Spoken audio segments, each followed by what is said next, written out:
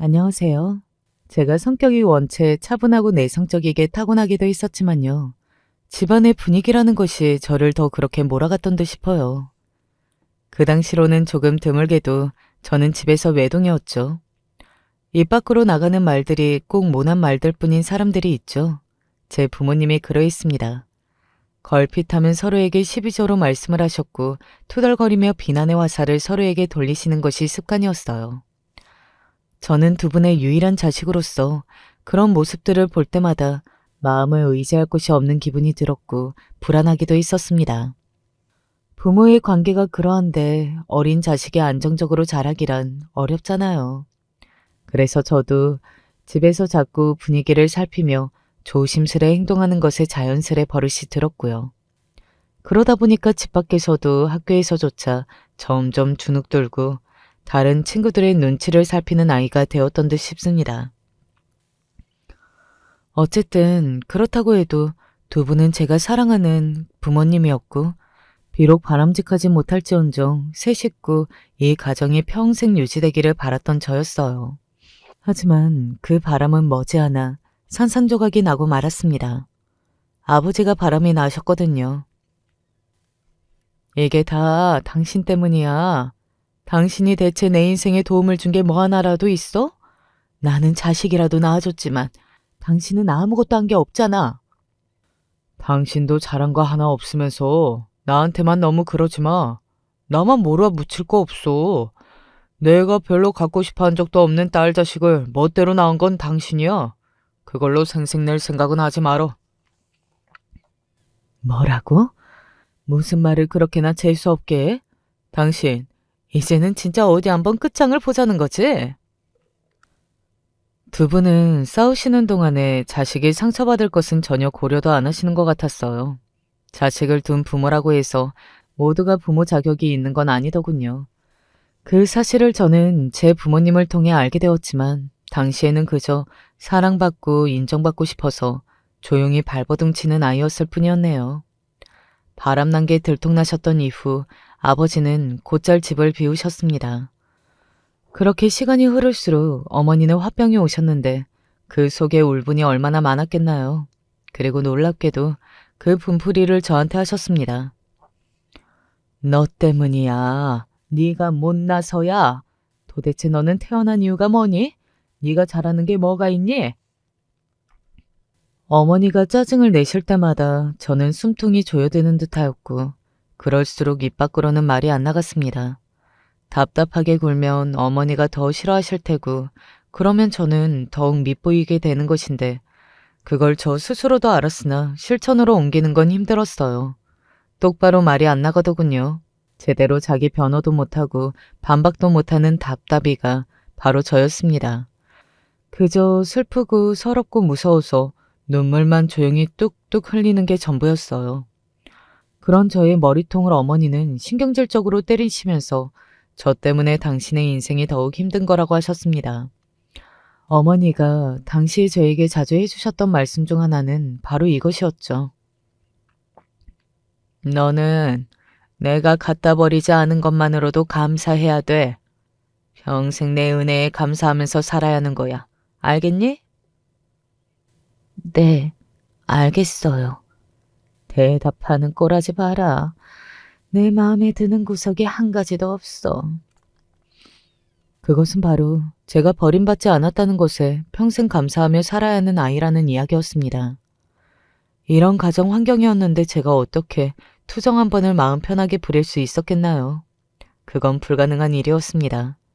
힘들다, 아프다, 이런 소리도 쉽게 못했던 것을요. 용돈이라고는 없다시피 해서 저는 학창시절의 매점은 근처만 기웃거렸던 게 전부였습니다. 교우 관계에는 진작에 자신감이 떨어진 지 오래였기에 거의 혼자 다니는 나날이었네요. 조용하고 음침하고 우울해 보이는 데다가 집안 배경도 별 볼 일 없는 저를 선생님들은 투명인간 대하듯 하셨습니다. 제가 준비물을 안 가져온다든가 내야 할 비용을 마감 기한을 못 지키는 일이 있어도 딱히 혼내지 않으셨으며 그렇다고 해서 따로 챙겨주고 관심을 기울여주지도 않으셨어요. 그저 하나같이 저를 모른 척 하셨을 뿐이었네요. 사랑의 반대말이 있다면 그건 무관심일 거라고 많은 사람들이 그렇게 이야기를 하던데요. 저도 꽤 동의합니다. 학창시절 내내 선생님으로부터 받았던 그 무관심 속에서 저는 아무런 애정도 못 느꼈으니까요. 외롭다 못해서 정말 차갑고 서늘한 기분을 내내 느껴야 했습니다. 제가 남몰래 정을 붙이고 있었던 것은 학교의 오만 곳에 설치돼 있던 스피커에서 흘러나오는 라디오 소리였었죠. 저는 초등학교 시절 심심할 때면 집에서 라디오를 들으며 놀았어요. 들려오는 사연 내용에 반응도 해주고 노래에 맞춰 박자를 타고 혼자 그렇게 노는 것이었기에 마음이 편했거든요. 그리고 공교롭게도 중학교에는 마침 방송부가 활발하게 돌아가고 있었어요. 매일 아침, 점심시간, 그리고 하교 때에 맞춰서 방송부가 직접 코너를 운영하거나 그도 아니면 라디오 주파수를 맞춰서 틀어놓았습니다. 덕분에 저는 저만의 친구가 있던 셈이었죠. 신기하게도 제가 나온 고등학교 역시 교장 선생님이 워낙 그런 걸 좋아하셨던 분이라서 틈만 나면 스피커에서 라디오가 흘러나왔습니다. 그게 아니었다면 저는 학창시절 내내 정말 바닥만 쳐다보며 미소 짓는 일 한 번 없이 지냈을지도 모르겠어요. 사연에 귀를 기울이며 혼자 공책의 문장들을 끄적이는 취미라도 있었기에 망정이었네요. 제가 고등학교 재학 도중에 집에도 일이 좀 있었는데요. 고등학교에 입학하고 얼마 안 됐던 때 아버지가 집으로 돌아오셨습니다. 이게 무슨 의미인가 하면 아버지가 이제 불륜 생활을 완전히 청산하고 마음 잡고 사시기로 선언을 하셨으며 그걸 어머니가 받아주셨다는 것이었습니다. 정말 잘된 일이었죠. 그렇다고 해서 세 식구가 다정다감하게 살게 되었다거나 눈에 띄게 부모님의 관계가 좋아졌다거나 그런 건 아니었지만 어쨌든 아버지가 이제 아예 집에만 딱 정착을 하시게 되었으니 그게 엄청난 변화였습니다.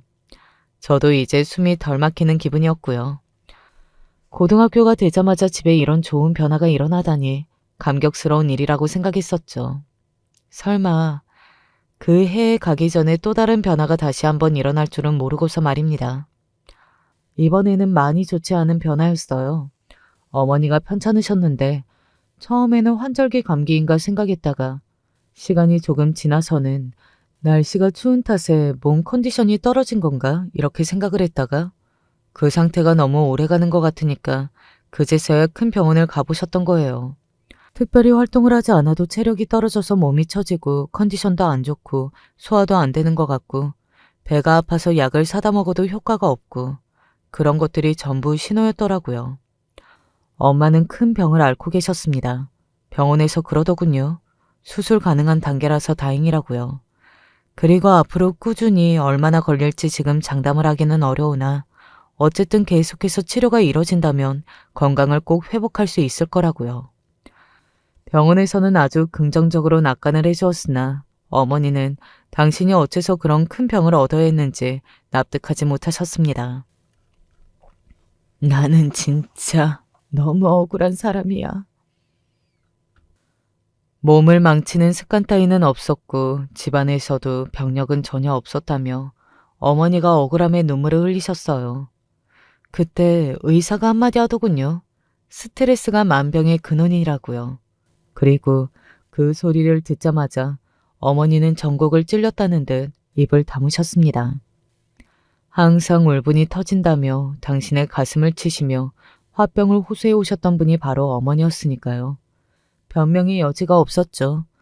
저는 솔직히 그 순간에 어머니한테 스트레스를 안겨드린 존재를 추측해보자면 아버지와 저뿐인데 제가 지분이 컸던 걸까 싶어서 너무 뜨끔하였어요. 저 때문인가 싶어서 무섭더군요. 하지만 이런 저와 아버지는 반대였나 봐요. 아무래도 이혼해야 할 때가 온 것 같구만. 제가 죄책감인지 뭔지 모를 감정에 빠져들었을 때 아버지는 탈출을 꾀하셨습니다. 그걸 탈출 말고 다른 표현으로는 설명하기가 어렵네요. 탈출 혹은 해방 정도가 적절할 것 같아요. 왜냐하면 아버지는 앞으로 당신이 어머니의 병수발을 들며 살 생각을 하니까 정신이 아득해져서 당장 벗어나고 싶어 하셨거든요. 어머니의 입장에서는 화딱지가 나고 배신감이 들다 못해서 기절초풍할 만한 일이었습니다. 당신 지금 뭐라고 그랬어? 이혼? 이혼이라고? 내가 아파서 죽을 지경인데 이혼을 하자고 해? 그러고도 당신이 사람이야? 그래, 나 사람 아니고 짐승이다. 그러니까 이혼하자. 뭐야? 당신이 이렇게 나오는데 내가 미쳤다고 이혼을 해주겠어? 절대 안 해줘. 이혼하고 완전한 자유를 얻으시겠다. 지금 내가 그걸 알고도 당신 같은 짐승에게 자유를 줄 것 같아? 절대로 안 된 일이지. 이런 심보 못된 악독한 여자를 다 봤나? 그러니까 당신이 큰 병에 걸린 거야. 이렇게 이기적이니까 큰 병이라는 벌을 누가 누구더러 이기적이라는 거야. 내가 벌을 받아서 이렇게 된 거라면 당신은 앞으로 객사할 일밖에 안 남았어. 그거나 알아. 두 분이 다시 평범한 부부관계의 모습으로 돌아간 것 같다고, 앞으로 더 좋아질 수 있을 거라고 그렇게 믿었던 게 불과 몇 달 전의 일이었건만 이제는 어느새 꿈만 같았습니다. 신기루처럼 사라져버린 평범한 가정의 모습이었어요. 어머니가 죽는다고 해도 절대로 이혼은 없다고 못을 박으시자 아버지가 내리신 결정은 바로 집을 나가시는 것이었습니다. 짐을 다 싸서 호련히 집을 떠나버리셨어요. 그 과정에서 아버지가 과연 당신의 자식인 저를 한 번이라도 고려를 해보셨을까 하는 궁금증이 들더군요. 아마 저는 끝까지 아버지의 안중에 없었을 것 같았습니다. 환자인 어머니를 두고 아버지가 사라지자 외가에서는 난리가 났습니다. 외할머니께서는 저를 꽉 붙잡고 이렇게 말씀을 하셨어요. 네가 잘해야 한다. 자식 된 도리를 해야지. 이제는 순전히 네가 어떻게 하느냐에 따라서 달렸어. 알았니? 제가 어머니를 성심성의껏 간병해야 한다는 말씀이셨습니다. 친가 쪽이 어느 집안인지는 제 기억 속에 아예 없었고 있는 건 외가뿐이었는데 솔직히 교류가 거의 없었더랬죠. 외할아버지께서는 제가 3살 때 교통사고로 돌아가셨어요. 그래서 사진으로만 배웠을 뿐이고 기억은 전혀 안 납니다. 어머니가 2남 2녀 중 셋째입니다. 첫째가 큰 외삼촌인데 능력이 참 없는 분이셨어요. 외가에서는 그런 큰 외삼촌을 두고 장남이라고 하도 옛날부터 많은 기대를 받았다 보니 그게 너무 큰 부담으로 작용을 해서 큰 인물이 못 되었다는 식으로 말을 하고는 했습니다. 하지만 그건 너무 많이 애둘러서 말을 한 것이었고요.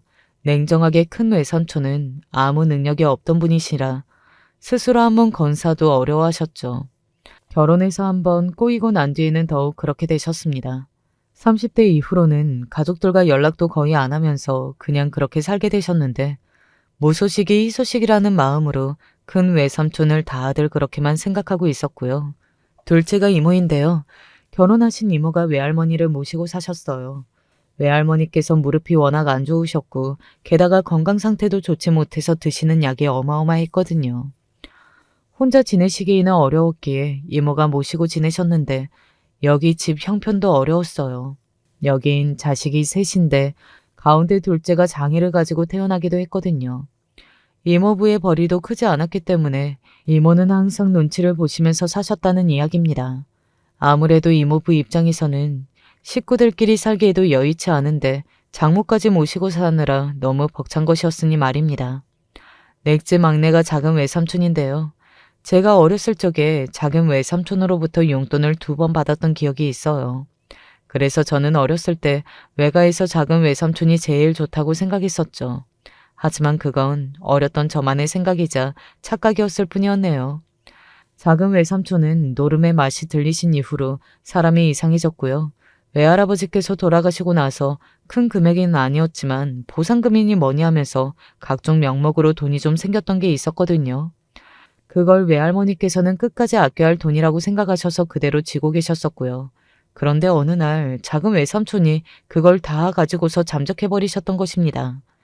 그 돈을 몽땅 가지고서 사라지신 것 자체도 황당하고 분했으나 더욱 원통하였던 점은 작은 외삼촌이 그걸 유용하고 요긴하게 오른쪽으로 쓰실 리가 만무하였다는 사실이었죠. 분명히 부질없이 나쁘게 탕진할 것이 뻔했으니까요. 그때 외할머니께서 시름시름 앓게 되셨고 그걸 계기로 이모가 모시고 살게 되셨던 것입니다. 아, 참고로 셋째인 어머니가 혼자 가장 멀리 사셨어요. 동떨어져서 살았고 형편도 쪼들리는데 가정 불화까지 항상 겪고 있었으니 외할머니나 이모나 어머니하고 왕래를 하며 지낼 건덕지가 전혀 없었던 것이었죠.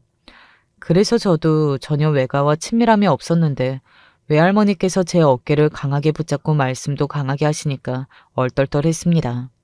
대체 당신이 저를 알면 얼마나 아신다고 저에게 어머니의 간병을 맡기시면서 애쓰고 노력해야 한다고 자꾸만 그러시는 건지 서럽고 어이가 없었어요. 앞으로 어머니가 낫고 안 낫고 하는 문제는 전적으로 저에게 달려있다고 하시면서 압박을 하셨었죠. 이모 또한 어머니에게 있어서 자식은 저뿐이니까 제가 무조건 잘해야 한다고 그러셨습니다. 그렇게 안 하면 저는 사람 새끼도 아니라고 하셨어요. 그 말씀에 제 심장이 내려앉았던 듯 싶어요. 그것만은 사양이었죠. 사람 아니고 짐승이라고 스스로를 인정하셨던 아버지처럼 되는 것만은 정말이지 사양이었기 때문에 저는 어머니를 간병하겠노라 약속을 하고 말았습니다. 제가 그때 고등학생이었잖아요. 대학 욕심이 있다면 죽자 살자 공부를 해야 할 때였죠.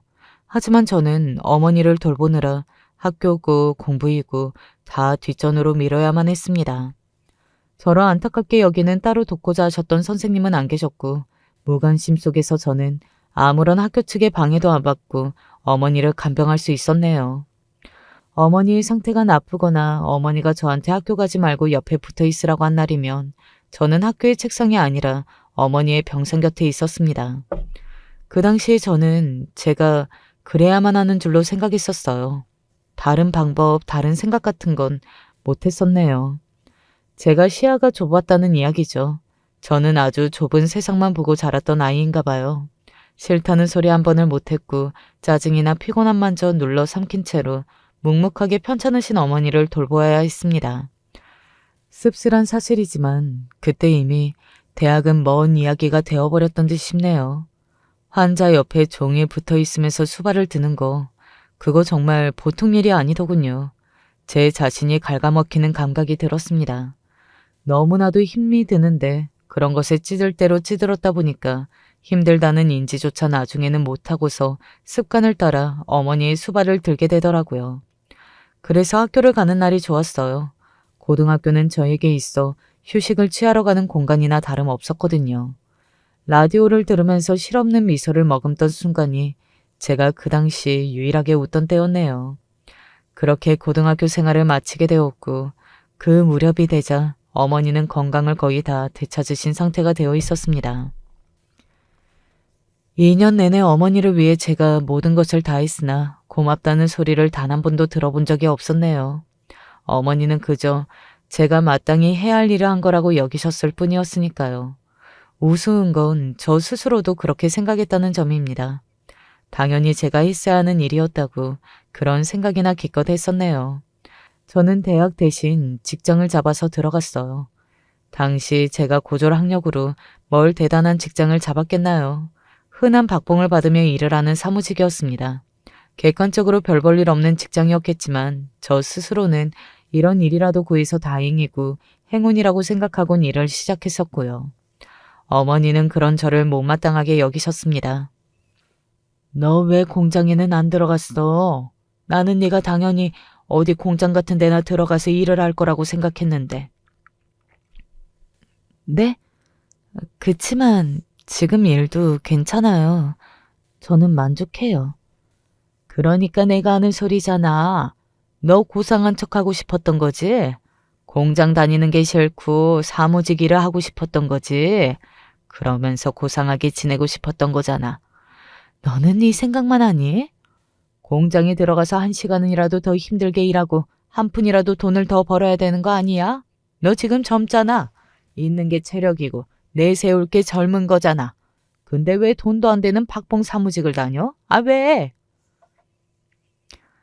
저는 어머니로부터 제가 어째서 그런 비난을 들어야 하는지 알 수 없었습니다. 제 딴에는 사회생활에 첫 발을 의미 있게 내딛었다고 생각 중이었건만 어머니가 그렇게 말씀을 하시니까 저절로 고개가 푹 숙여지더군요. 평생 인정받을 일이 없는 인생의 주인공, 그게 바로 저 같았습니다. 저를 낳아주신 어머니조차 이러시는데 제가 앞으로 든든한 제 편을 만나서 사랑받으며 보호받는 일은 영원히 없을 거라는 생각이 20살 그때에 들더군요. 사무직도 이쪽으로 경력을 쌓아야 나중에 돈이 되는 거라고 그런 식으로 저는 어머니를 간신히 설득해야만 했습니다. 어머니는 당장이라도 제 머리채를 휘어잡고 사무직 의자에서 끌어내린 뒤 공장의 작업장 앞에 내동댕이 치고 싶어 하시는 것 같았죠. 당신의 딸이 고상한 일을 한다며 씩씩거리셨던 어머니를 보며 저는 정말 서러웠습니다. 제가 사치 같은 걸 했겠나요? 조금의 사치도 부린 적 없었고 그랬기 때문에 비록 버는 돈은 적었으나 그럭저럭 살만했습니다. 제 기준으로는 별로 그게 적은 돈 같지도 않았고요. 제가 이렇게 사는데 박봉 사무직 다니는 사실 하나만 보고서 일을 가셨던 어머니는 기어이 제가 번 돈을 가져가셨어요. 저는 출퇴근을 하는 것에 드는 비용, 아주 약간의 여윳돈, 이 정도만 가질 수 있었고 나머지는 전부 어머니한테 드려야만 했습니다. 당신이 생활하는 데 있어서 돈이 필요하다고 강력하게 주장하셨기 때문이었죠. 그리고 어머니는 일을 안 다니셨어요. 내가 얼마나 아팠고 얼마나 힘들게 회복했는데 괜히 돈 벌겠답시고 일을 다녔다가 다시 안 좋아질 일 있니? 그러면 너한테도 더 안 좋은 거잖아. 그치? 나는 앞으로 건강관리에만 전념하련다. 뻔뻔스럽고 당당하게 그런 말씀을 하셨던 어머니는 제가 돈을 다 드리는 것 또한 당연한 거라고 주장하셨습니다. 당신이 저를 낳아주고 키워줬으니 그 값을 받는 것뿐이라고 하셨어요. 그때 제가 어머니의 말씀에 논리적으로 반박을 하지 못했던 것인지 아니면 그저 자포자기의 심적으로 반박을 하지 않았던 것인지 그건 저도 헷갈리네요. 중요한 건 어쨌든 제가 돈을 꼬박꼬박 다 어머니한테 바치며 살았다는 것입니다. 그렇게 3년이 지났던 무렵이었죠. 어머니는 드디어 아버지와 이혼을 하실 거라고 그러셨어요. 저는 당혹스러울 따름이었죠. 너무 난데없이 듣게 된 아버지라는 단어와 이혼이라는 단어 때문에 정신이 혼미할 지경이었습니다. 그동안 잊고 살았으니까요. 그리고 어머니는 죽어도 아버지하고 이혼을 안 해준다며 일을 가셨던 분이었으니까요. 그런 분이 왜 심경의 변화가 생긴 건가 의아했는데 알고 보니 다른 남자가 생기셨기 때문이었죠. 그분과 결혼하고 싶다며 어머니가 싱글벙글 웃으셨습니다. 저는 반대로 헛웃음이 나왔었네요. 그냥 너무 기가 막혔어요. 그리고 어머니가 그분과 결혼하는 일은 쉽지 않았습니다. 왜냐고요? 제 어머니 못지 않으셨던 분이 아버지였으니까요. 어쩐지 이제 와서 이혼을 하자는 게 수상하다 싶더라니. 남자? 남자가 생겨서 나랑 이혼을 하자는 것이었구만. 그렇다고 내가 또 이혼을 안 해줘야 맞는 순서 아니겠소? 이 미친 작자야. 우리는 이미 끝났잖아. 이게 무슨 부부야. 서류상으로만 부부일 뿐이지. 그러니까 제발 이혼 좀 하자. 나는 이혼하기 싫은데 그렇게 이혼을 하고 싶으면 변호사 써서 힘 좀 내보시든가. 알아서 해. 나는 이혼 도장 순순히 찍어줄 마음 전혀 없으니까. 정말이지 대단하신 분들이었습니다. 그런 생각밖에 안 들더라고요. 당사자 당신들은 인정 안 하시겠지만 솔직히 제가 보기에는 부창부수 같았습니다. 아버지가 그렇게 나오시는 바람에 어머니는 이혼을 못 하셨고요. 대신 상황이 그렇게 되자 그분과 더 애절하고 절절해지셨는지 꼭 붙어 살게 되시느라 어머니에게 저는 완전한 뒷전이 되었습니다. 제가 혼자 살게 된 것이었죠. 그리고 저는 그때 처음으로 제가 번 돈을 온전히 제 손에 쥐어봤습니다. 와, 내가 이렇게 많이 벌고 있었나? 박봉. 쥐꼬리 월급이라는 생각만 하고 살았었는데 이렇게 보니까 많더군요. 제가 혼자 벌어서 저만 쓰면 되니까 돈이 너무 많게 느껴졌고 생활이 풍족했어요. 이제야 숨이 좀 쉬어지더라고요. 아버지도 어머니도 없이 저 혼자 사는 일상이 외롭고 조용하고 적막했지만 마음은 편안했습니다. 혼자인 게 가장 낫다니 도대체 부모님은 저에게 어떤 존재였을까 하는 생각으로 씁쓸해지더군요. 그리고 점점 저는 진작 이렇게 살았으면 얼마나 좋았을까 하는 생각을 하게 되었습니다. 그랬다면 사회생활의 첫 단추도 그렇게 기죽은 상태에서 끼우지 않았을 테고 돈도 지금보다 비교 불가로 더 많이 모았을 거라는 생각이 아쉬웠죠. 지금이라도 혼자가 된 것에 감사해야겠다는 생각도 들었고요. 그리고 제 나이 25, 어머니가 그분과 헤어졌습니다. 그분과는 영영 결실을 못 맺으셨던 것이죠. 그렇게 돌아오셨는데요. 저를 보고 불같이 화를 내셨어요. 너 이제까지 고작 그러고 살았어? 일자리 옮겼다는 데가 고작 거기였어? 돈이 될 만한 곳에 가야지. 고상한 척하고 사느라 다 망치고 있잖아. 너는 왜 이렇게 덜 떨어졌니? 대체 언제까지 그렇게 멍청하고 바보처럼 살 거야? 대체 언제가 돼야 돈을 잘 벌어올 건데. 아, 답답해. 어쩜 이렇게 쓸모 하나가 없어. 제가 첫 직장에서 3년 6개월을 다녔었고 그 후에 이직을 했습니다. 그걸 두고 어머니는 그렇게나 욕을 하셨어요. 제가 멀리 볼 줄 모르고 눈앞에 편한 것만 따지느라 만만한 직장이나 잡고 다녀서 돈도 못 버는 멍청이라고 하셨습니다.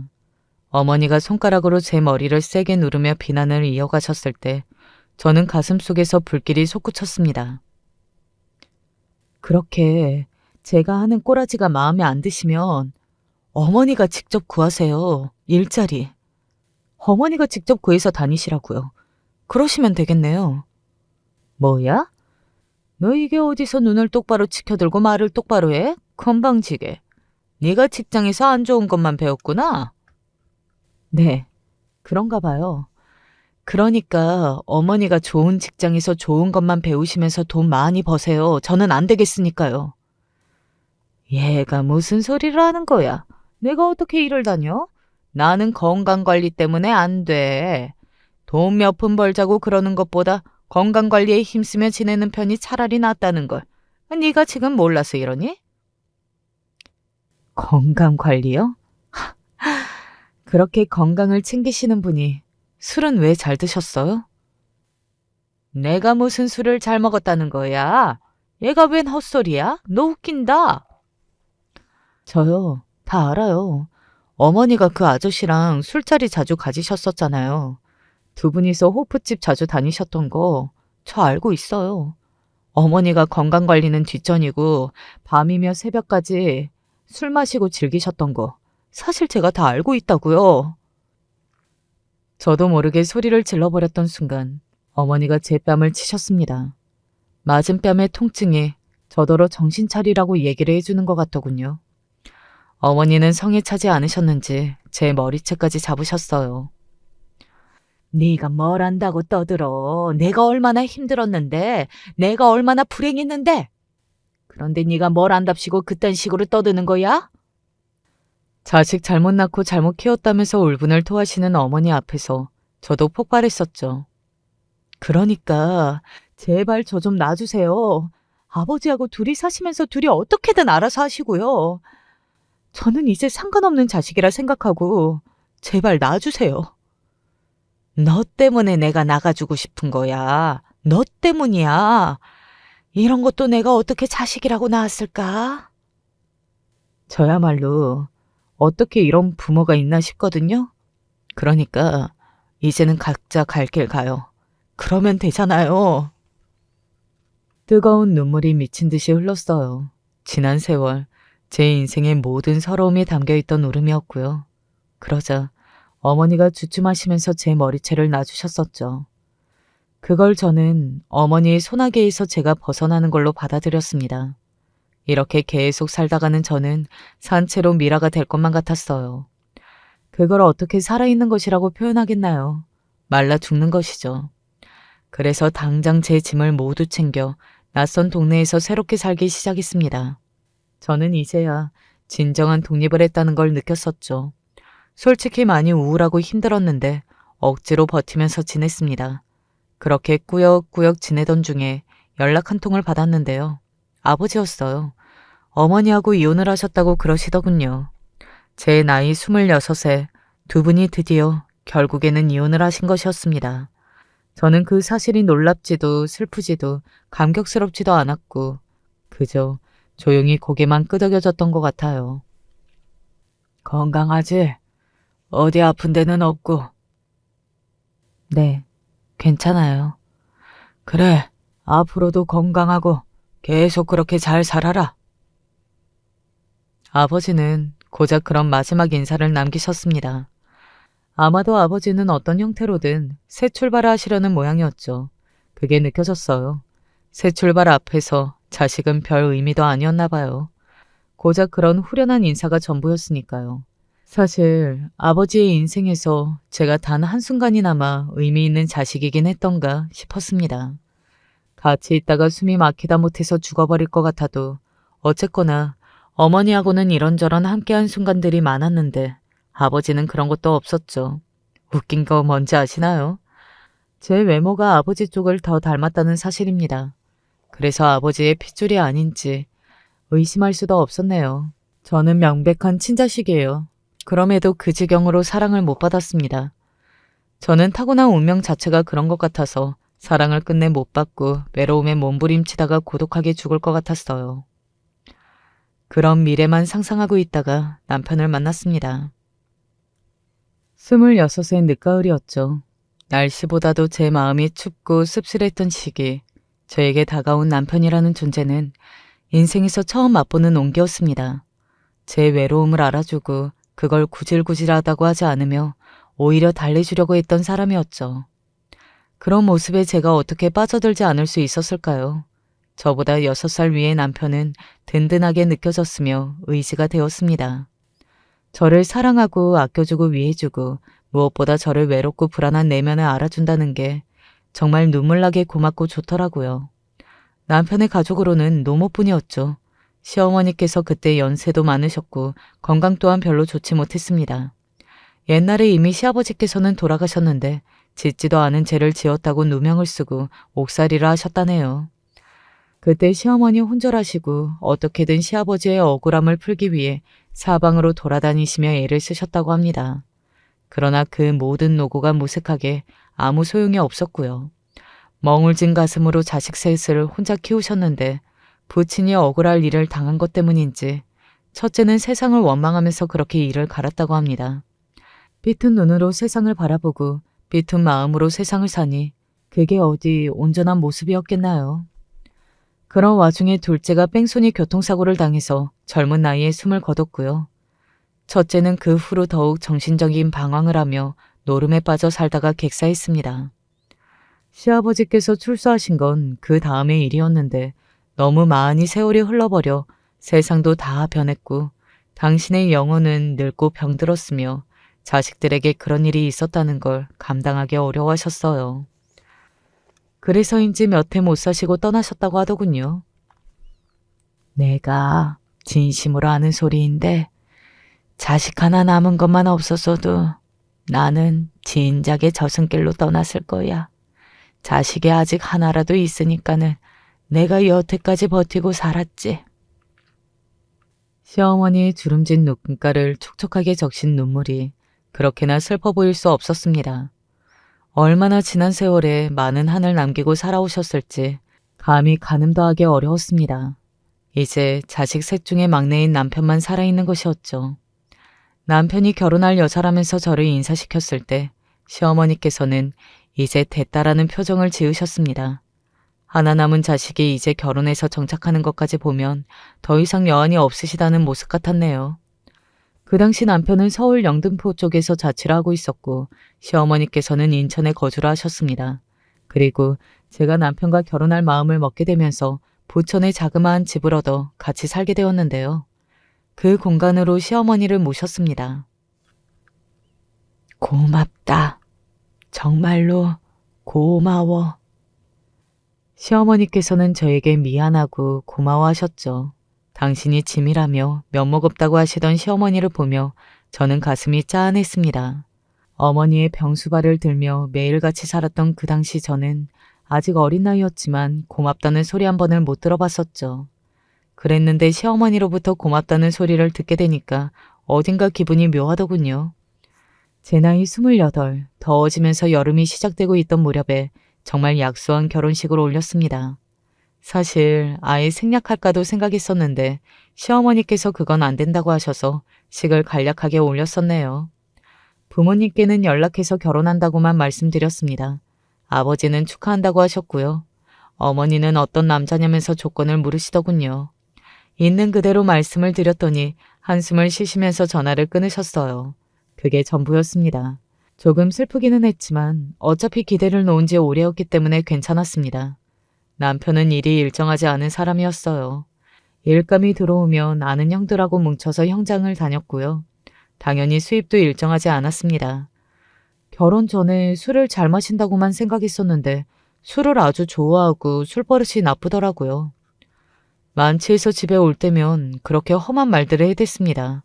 그럴 때면 시어머니께서 저에게 남편이 가정 환경이 온전하지 못했기에 저렇게 큰 거라면서 미안하다고 하셨습니다.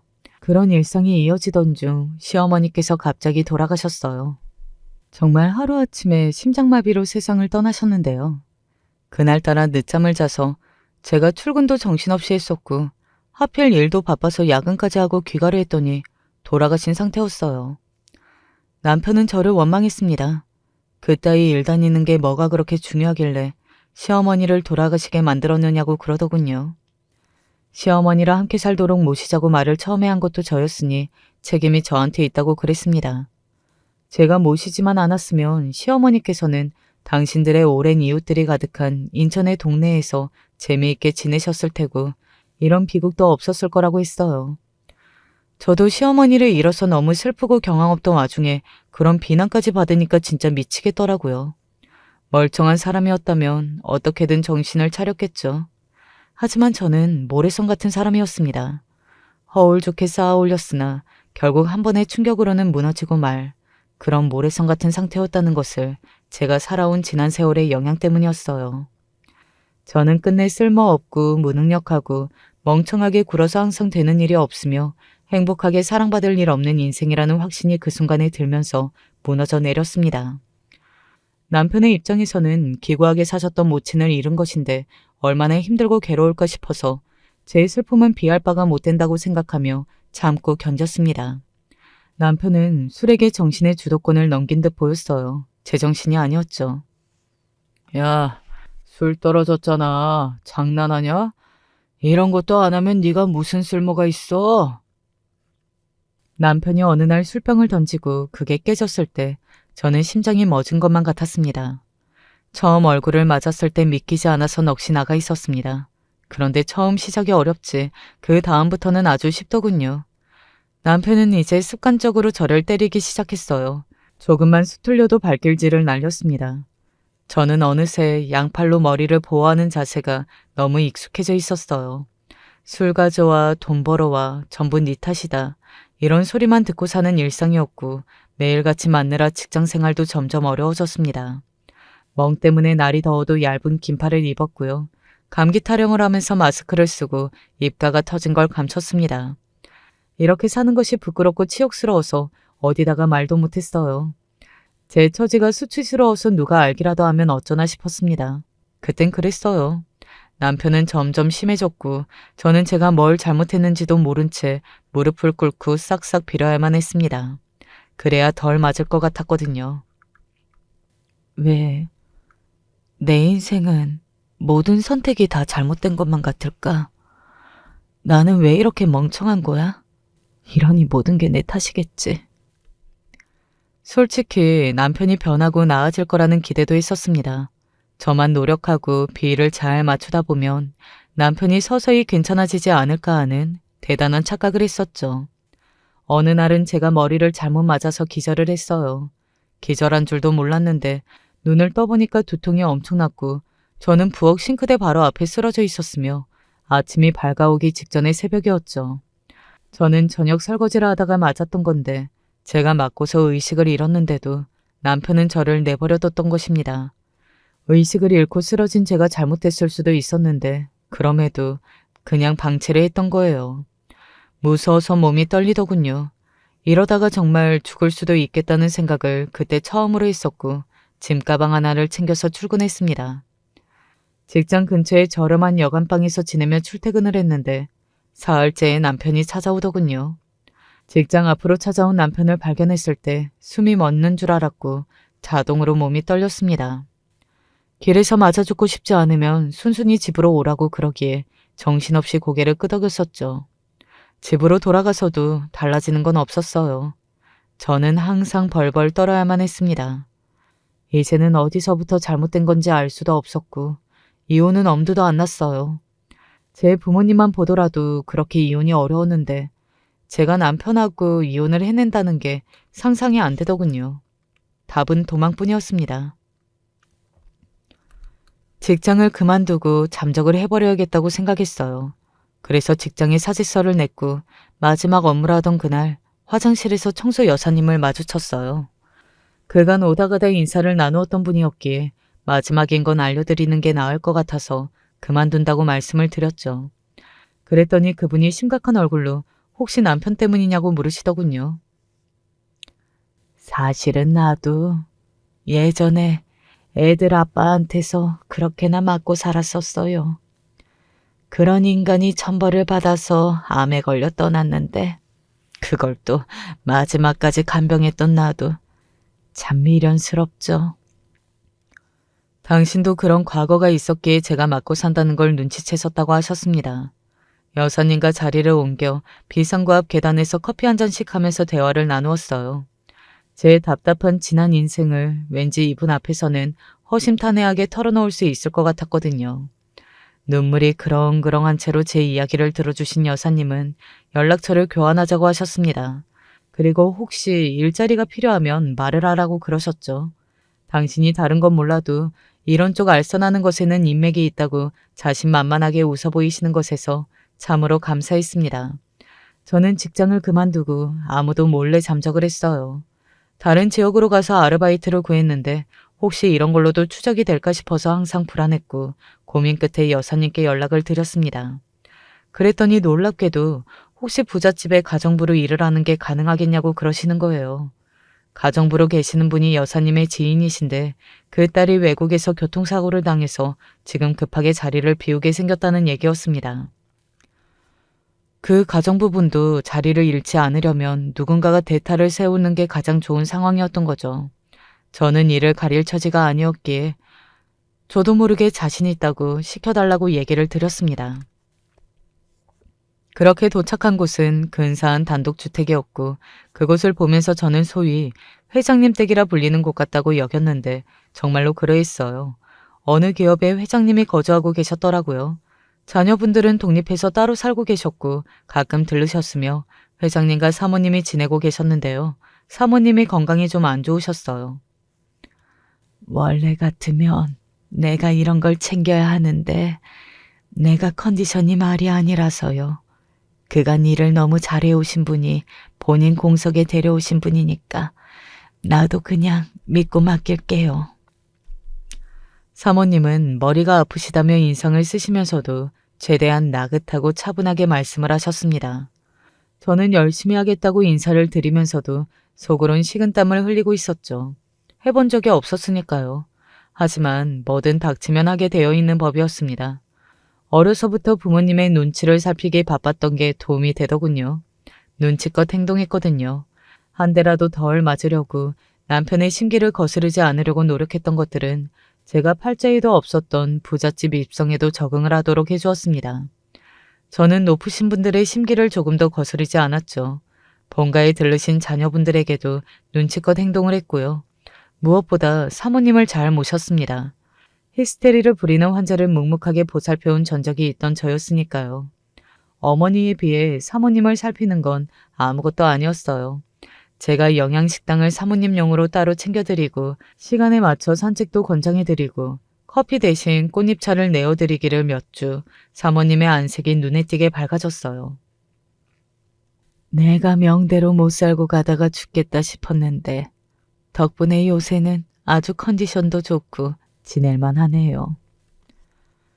사모님이 웃으며 말씀해 주셨을 때 저는 다행이라 생각했습니다.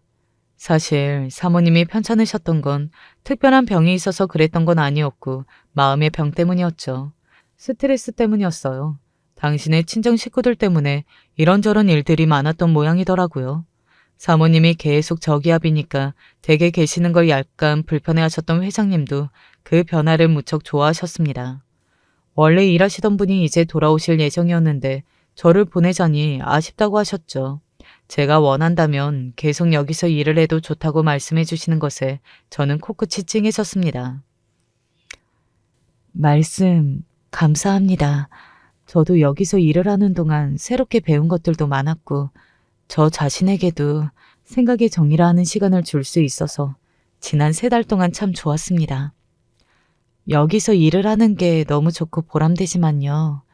좀 더 용기를 내어서 세상에 나가서 다른 일도 해볼까 싶어요. 남편 때문에 억눌러 있던 많은 것들이 이제 본래 모습을 찾은 뒤였죠. 제가 결심을 마친 얼굴인 것에 회장님은 흐뭇하게 웃으며 고개를 끄덕이시다가 문득 이렇게 물으시더군요. 그러고 보니 말입니다. 이런 일을 하기에는 지나치게 젊다고 생각이 들었는데요. 어쩌다가 하게 된 건지 물어봐도 되겠어요? 이런 일이 선뜻 쉽게 해볼 만한 게 아니었을 텐데요. 그 순간 저의 부끄러운 과거를 숨겨야 한다는 생각이 가장 먼저 들었으나 그러고 싶지 않다는 생각 또한 뒤따라 붙더군요. 그래서 저는 제 아픔을 당당히 마주하고 극복하겠다는 결심으로 제 이야기를 진솔하게 털어놓았습니다. 그런데 생각지도 못한 일이 벌어졌어요. 저는 덤덤하게 말씀을 드렸건만 회장님의 눈에서 불꽃이 일어난 겁니다. 아무래도 그 부분에 대해서는 내가 도움을 좀 줄 수 있을 것 같은데요. 어때요? 내가 개입을 좀 해도 되겠습니까? 네? 아닙니다. 괜찮습니다. 제가 해결해야 할 일인걸요. 말씀만으로도 감사해요. 우리 집사람을 잘 봐준 것으로도 나는 신세를 졌다고 생각 중이에요. 그러니 나는 이걸로 신세 갚자고 하는 겁니다. 회장님께서 그렇게 말씀을 하시니 저는 갑자기 도리가 없겠다는 생각이 들면서 무의식적으로 알겠다는 대답을 드리고 말았어요. 그리고 속으로 걱정을 했었죠. 이게 어떻게 된 일인가 감도 안 잡혀서요. 그런데 회장님이 경호원들을 여럿 대동하신 채 남편을 찾아가신 겁니다. 술을 마시고 퍼질러 있던 남편은 제가 집에 온 줄 알고 욕을 하면서 현관문을 열었다가 깜짝 놀랐고요. 경호원들이 우르르 집 안으로 들이닥쳤고 회장님은 구둣발로 성큼성큼 들어가셨는데 그에 맞춰서 남편은 뒷걸음질을 치다가 엉덩방아를 찍었다고 합니다. 누구십니까? 그 찌질한 놈이 저한테 했던 것이랑은 다르게 딱 봐도 높으신 분이 경호원들을 이끌고 있으니까 즉각 비굴하고 불쌍한 모습이 되더랍니다. 그리고 회장님의 입에서 제 이야기가 나왔을 때 경악하면서 바로 무릎부터 꿇었다죠. 왜냐하면 경호원 몇이 무섭게 목을 돌리면서 주먹을 매만졌거든요. 회장님은 놀랍게도 저를 사모님이 아끼시는 지인으로 소개를 하셨고요. 그래서 제가 처한 처지를 절대 관망할 수 없다고 으름장을 놓으셨습니다. 남편은 항상 제가 친척도 뭣도 없다며 그걸 조롱하고 우습게 봤었어요. 제가 마음 붙이고 의지할 가족이 없으니까 저한테 더 함부로 굴었던 것이죠. 그랬건만 기업 회장님이 제 뒷배를 자처하고 계셨습니다. 우리나라 자연 경관이 왜 좋은 줄 아나? 국토의 대부분이 산이고 산면이 바다라서야. 발길 닿지 않는 산에다가 사람 하나 묻어버리기 좋고 물고기 밥으로 사람 하나 던져버리게 해도 아주 좋지. 남편은 식은땀을 폭포수처럼 흘리면서 당장 이혼하겠다고 빌었고요. 죽을 때까지 제 눈앞에 나타나지 않겠다고 맹세했습니다. 그렇게 저는 남편 농가의 악연을 끊어낼 수 있었죠. 깨끗하게 이혼이 이뤄지고 나서 감격에 차서 하늘을 올려다보는데 그렇게나 푸르를 수 없었고 이제 뭐든 다 해낼 수 있다는 용기가 들더군요. 회장님과 사모님께 너무 감사했는데 두 분은 오히려 저를 도울 수 있어서 좋았다는 말씀을 해주셨습니다. 또한 제가 새로운 장소에서 새롭게 시작하고 싶다는 걸 아시고서는 지원을 해주셨어요. 그 덕분에 저는 제주도에서 너무나도 평화로운 일상을 보낼 수 있었고요.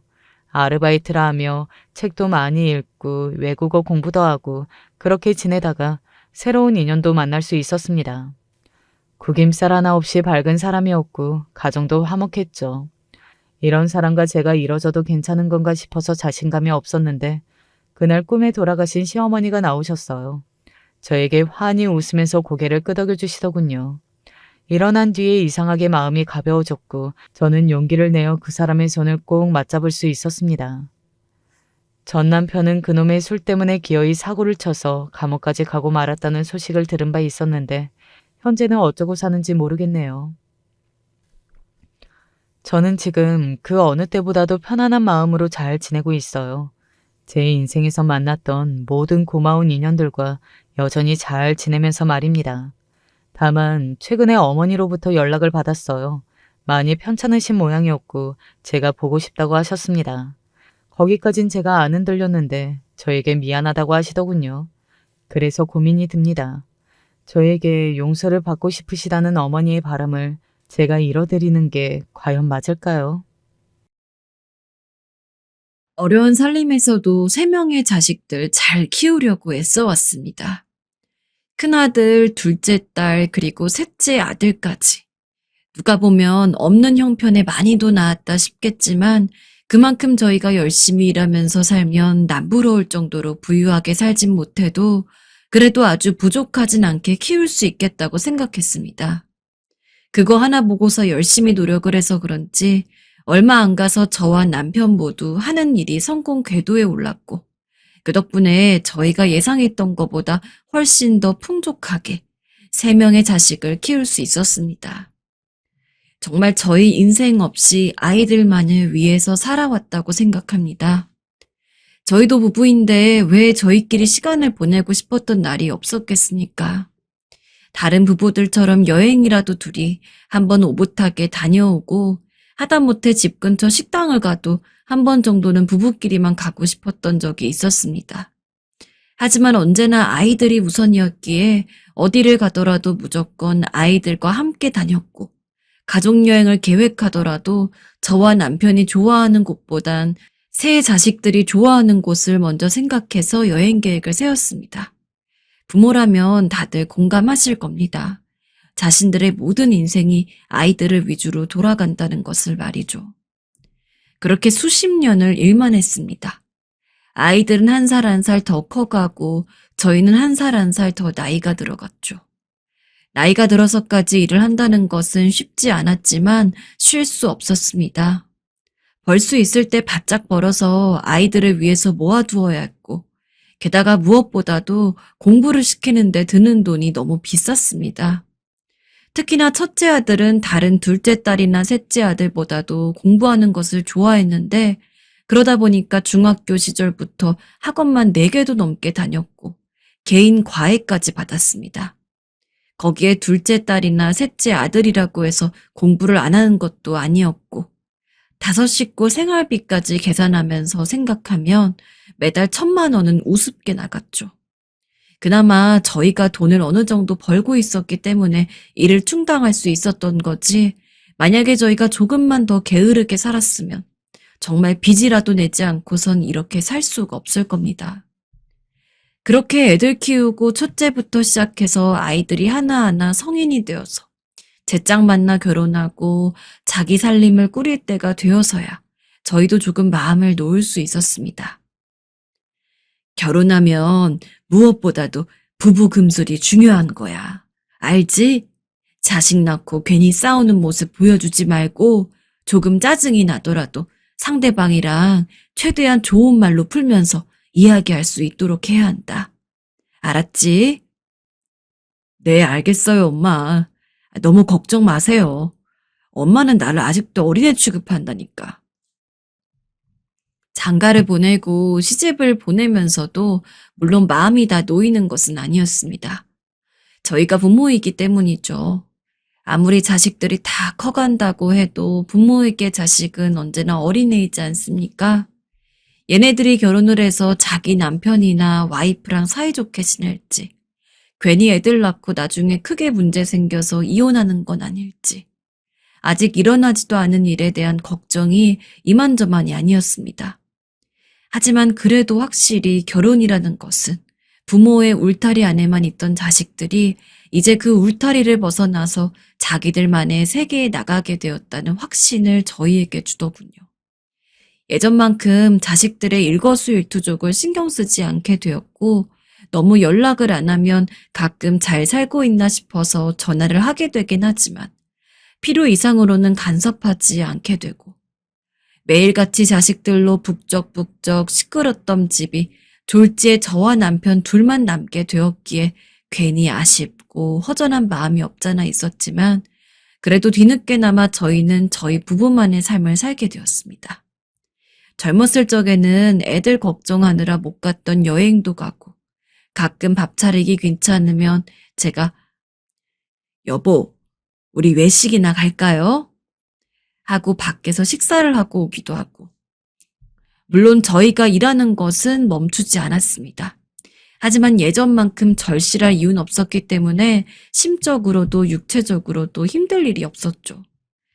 자식 녀석들 다 장가 시집 보냈던 게 저희 부부 나이 55살 때 일이었는데 그 이후부터는 약 10년 정도를 더 일했습니다. 그리고 예순이 훌쩍 넘었을 때 노후자금 겸 애들 위한 유산이라고 생각하고 회사를 아예 팔아버리고 남은 돈으로 저희끼리 지내게 되었습니다. 저희는 죽어도 자식들 그리고 손주들까지 넉넉하게 먹고 살 정도였기 때문에 저희는 이제 더 바랄 것도 없었습니다. 바라는 게 있다면 자식들이 힘들고 슬픈 일 없이 평생 행복하기를 원하는 것 정도였을까요?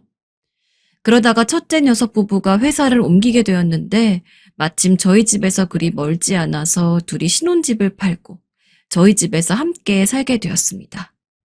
며느리가 불편하지 않을까 싶어서 회사 가까운 데로 집을 하나 더 잡아주겠다고 했지만 둘이 괜찮다고 하는 통에 한 집에서 생활을 하게 되었는데 며느리도 너무 싹싹하고 착하고 게다가 손주들까지 함께 살다 보니까 손주 녀석 하루하루 커가는 거 보는 맛에 다음날 아침이 기다려질 정도였습니다.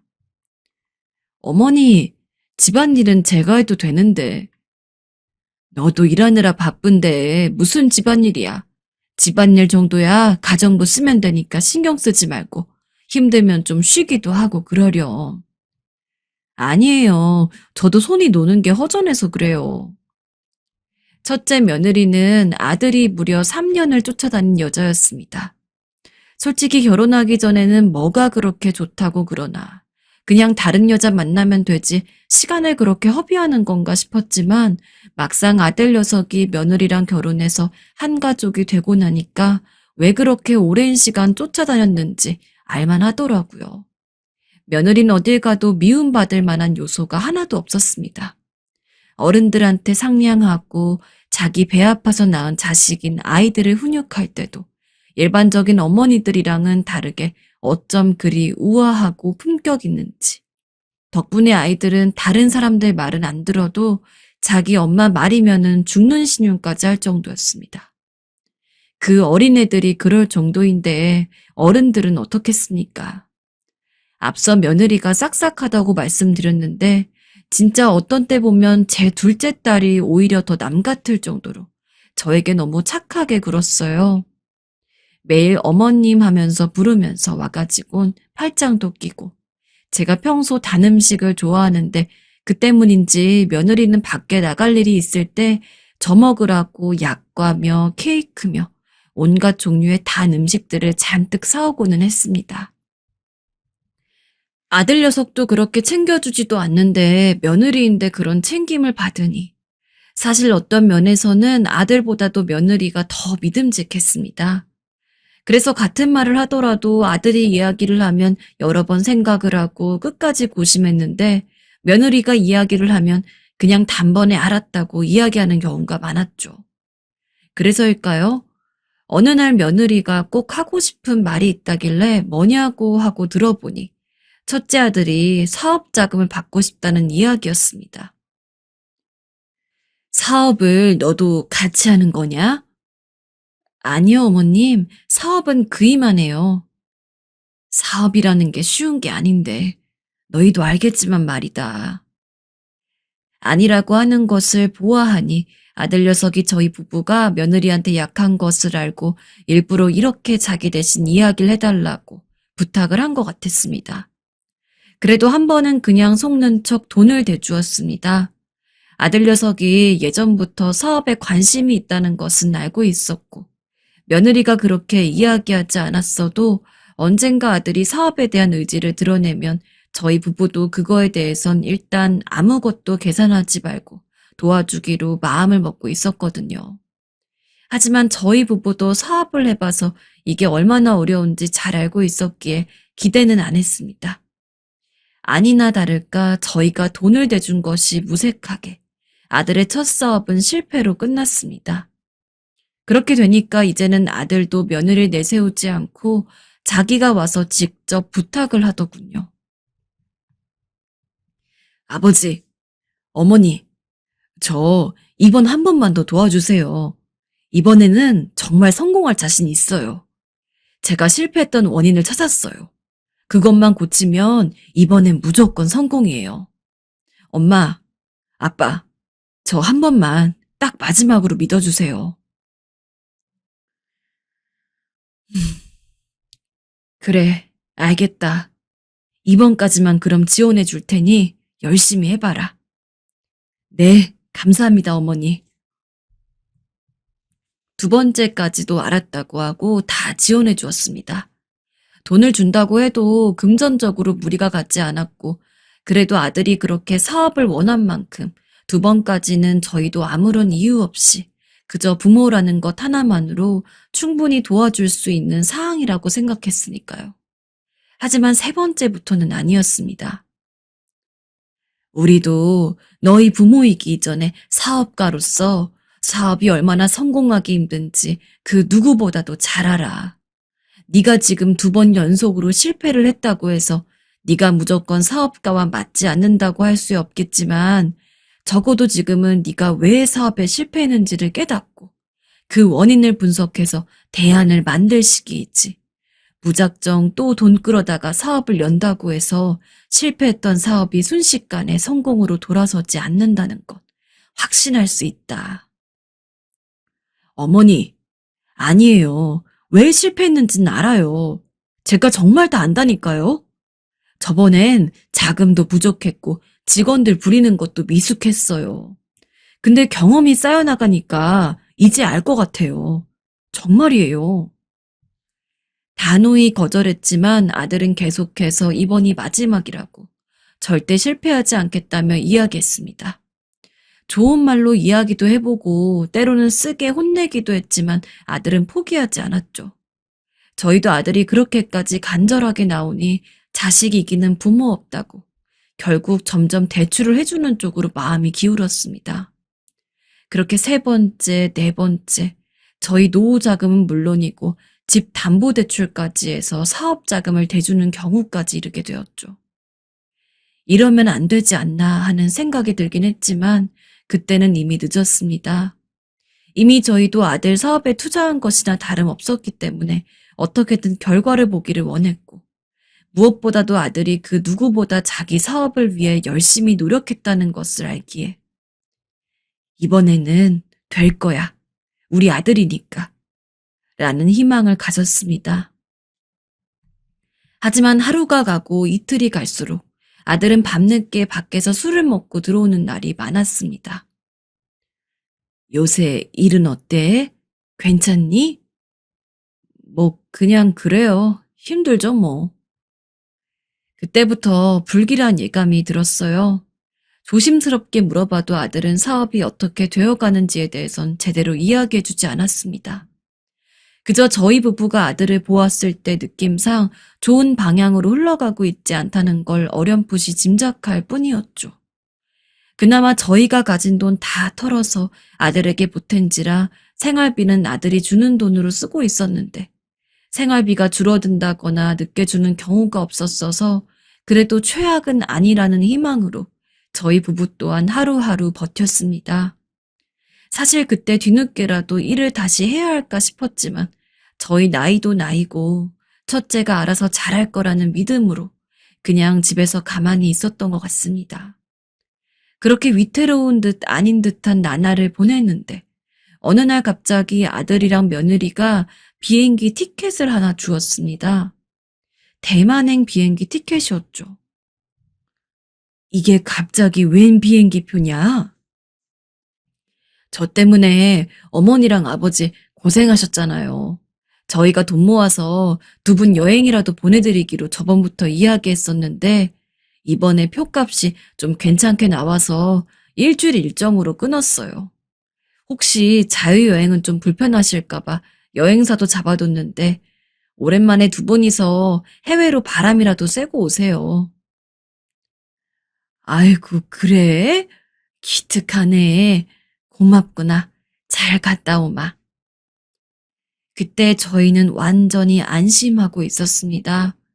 그래도 아들 녀석의 사업이 저희 생각보다 그렇게 나쁘지 않다고 말입니다. 그래서 기꺼운 마음으로 비행기 티켓을 받아들고 오랜만에 남편과 둘이서 오붓하게 시간을 보냈습니다. 확실히 여행사가 있어 그런지 저희끼리 일정 고민할 것도 없고 너무 편하더라고요. 관광지 위주로 돌면서도 사람이 너무 많지 않아서 느긋하게 이것저것 보며 즐길 수 있었고, 그러면서도 자유시간이 있어서 저희끼리 발닿는 대로 돌아다니며 외국만의 이국적인 풍경을 즐겼습니다.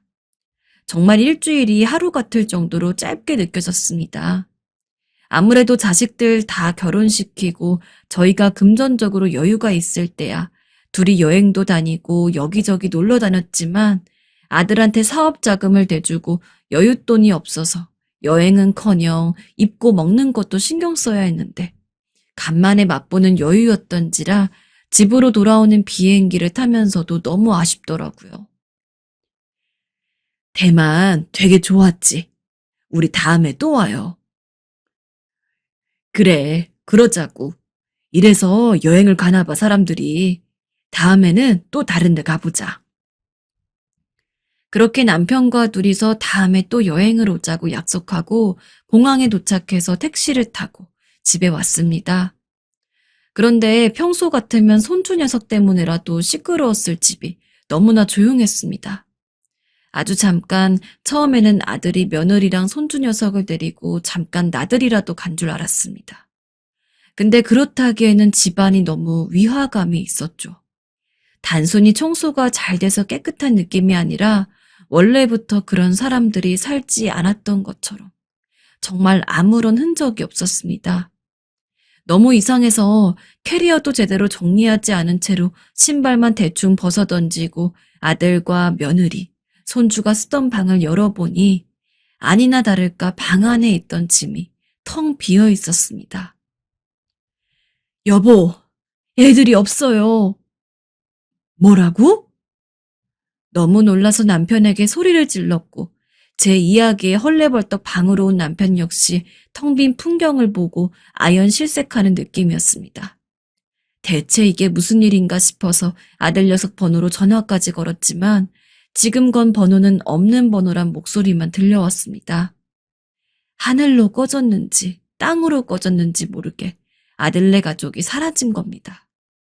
너무 놀라서 다른 자식들한테 연락해봐야겠다는 생각도 못하고 둘이서 안절부절하며 방 안만 살폈습니다. 그런데 침대가 있던 자리 바닥에 편지가 하나 있더군요. 어머니, 아버지, 지금 이 편지를 보고 계신다면 아마 저희는 지금 이 집에 없을 겁니다. 어머니랑 아버지가 평생 힘들게 번 돈, 그것도 노후 자금으로 남겨둔 돈까지 저한테 주셨음에도 불구하고 또 실패를 했다는 것이 스스로가 너무 부끄럽고 죄송스럽습니다. 이제 더 이상 두 분한테 심려 끼치고 싶지도 않고 지금이야말로 제가 직접 노력을 해서 성공을 해야 한다는 생각이 들었습니다. 그래서 늦게나마 반성을 하고 저희는 가족들과 함께 따로 나가서 밖에서 어떻게든 힘을 내보려고 합니다. 다시 한번 너무 죄송합니다. 어머니, 아버지, 첫째가 되어서 누구보다 두 분을 극진히 모셔야 하는데 오히려 이 나이 먹고 두 분 도움만 받았다는 것이 정말 부모님 얼굴 볼 면목도 없는 것 같습니다. 그래도 반드시 꼭 성공해서 돌아오겠습니다. 기다려주세요. 아이구나. 세상에 얘가 어쩌려고. 그 편지를 보고서야 정신을 차리고 둘째 딸과 셋째 아들한테 연락을 했지만 둘 역시 첫째가 그런 선택을 했다는 것을 까맣게 모르고 있었습니다. 오히려 저희보다 더 놀라면서 어떻게든 첫째와 연락을 해보려 했으나 두 자식 모두 실패하고 말았죠. 그래도 최소한 연락이라도 해가면서 노력을 하길 바랬지만 첫째는 몇 달이 넘도록 단 한 번도 연락을 하지 않았습니다. 게다가 그 사이에 이전에 집을 담보로 해서 대출을 했던 것 때문에 집이 경매로 넘어가게 생겼습니다. 그래서 저희는 첫째와 연락이 되고 말고를 떠나 졸지에 길거리에 나앉게 생겼죠. 그런 저희를 둘째 딸이 자기 집에서 살자며 데려왔습니다. 딸 입장에서야 저희가 부모이니까 당연히 그렇게 효도하는 게 맞다고 생각했겠지만 제 느낌상 사위는 저희가 들어오는 것이 그리 달갑지 않은 것처럼 보였습니다. 하지만 할 말이 없었습니다. 만약에 반대의 경우를 상상해봐도 사돈어른이 갑자기 딸네 집에서 머문다면 사정 자체는 이해해도 그렇게 좋게 보이지 않을 것 같았으니까요. 물론 사위가 대놓고 저희에게 면박을 준 것은 아닙니다. 어떻게 보면 저희를 신경 써준 적이 많습니다. 하지만 설사 사위가 저희를 달갑지 않아 하는 게 오히려 저희만의 착각이라고 해도 다 커서 독립하면 딸내 부부 집에 얹혀 산다는 게 저희라고 편하겠습니까? 눈치가 안 보일 수가 없는 상황이었습니다. 여보, 우리 지금부터라도 다시 일을 해야 될 것 같아요. 우리도 나이가 있으니까 예전처럼 사업을 하긴 어려울 것 같지만 나는 뭐 식당에서 일하고 당신은 경비원 같은 걸로도 취직해서 우리 어떻게든 조금씩이나마 돈을 법시다. 이른이 넘은 나이에 다시 일을 하기는 너무 어려웠습니다. 게다가 저희보다 젊은 사람들도 일자리 없어서 꾸준 일까지 마다하지 않는 상황에 저희처럼 나이 든 사람을 뽑으려는 곳도 별로 없었죠. 물론 계속 포기하지 않고 노력한 끝에 어느 정도 일자리를 마련하긴 했지만 나이도 먹고 몸도 낡았다 보니까 일하는 것 자체가 쉽지가 않았습니다. 노후 자금까지 다 준비해 놨었기에 이제 더 이상 일할 일은 없다고 확신했는데 그런 확신을 한 지 10년도 채 지나지 않아서 다시 일을 해야 하는 처지가 너무 서글펐습니다. 이러면 안 되지만 첫째가 원망스럽기도 했습니다. 하지만 돌이켜보면 그런 첫째를 바로 잡았어야 하는 게 저희인데 그냥 첫째니까 믿는단 핑계로 제대로 뭐라고 하지도 않고 계속해서 돈을 빌려준 저희 잘못도 없지 않아 있기 때문에 나중에 가서는 그저 첫째가 몸 건강히 잘 살아만 있으면 좋겠다는 바람을 가지게 되었습니다.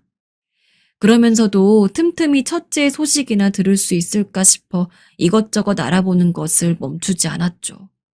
그러던 어느 날 셋째 아들에게서 연락이 왔습니다. 엄마, 아빠, 첫째 형 부산에서 살고 있는 것 같아요. 부산에서? 심부름센터 사람이라도 썼는지 막내 아들이 첫째가 어디 있는지를 알아낸 모양이었습니다. 대체 그 먼 부산까지 가서 뭘 하고 있는지 당장이라도 찾아가고 싶은 마음이 굴뚝 같았지만 셋째에게 이야기를 들어보니 거기서도 엄청 힘들게 살고 있는 것 같더라고요. 아마 다른 분들이라면 바로 찾아가셨을 수도 있겠습니다. 저희도 원래 그러려고 했으니까요. 하지만 성공해서 돌아오겠다는 아들의 마지막 편지가 계속해서 머리에 남았습니다. 지금까지 계속해서 아들을 믿고 돈을 빌려줬다가 결국에 이 지경까지 왔지만 그래도 부모라서 그런지 아들이 이번에야말로 정말 성공하지 않을까라는 생각이 들더라고요. 미련하다면 미련할 수 있겠습니다. 하지만 제 배 아파 낳은 자식인데 어떻게 안 믿고 미워하고 만날 수 있겠어요? 게다가 이번에는 저희에게 돈을 빌리거나 한 것도 아닌 만큼 저희가 비록 아들이 어디 사는지 알았지만 굳이 찾아가지 않고 기다려주는 게 맞다고 생각을 했습니다. 그나마 몸 건강히 살고 있다는 것을 알았다는 것에 대한 안도만을 가지고요. 그 길로 5년이 지났습니다. 첫째 행방을 알아낸 막내가 이후에도 지속적으로 첫째가 어디에서 살고 있는지 뭘 하고 있는지 알려줬습니다. 첫째는 계속 부산에서 일을 하고 있는 것처럼 보였죠. 그리고 저희는 그때까지도 여전히 둘째 딸 집에서 살고 있었습니다.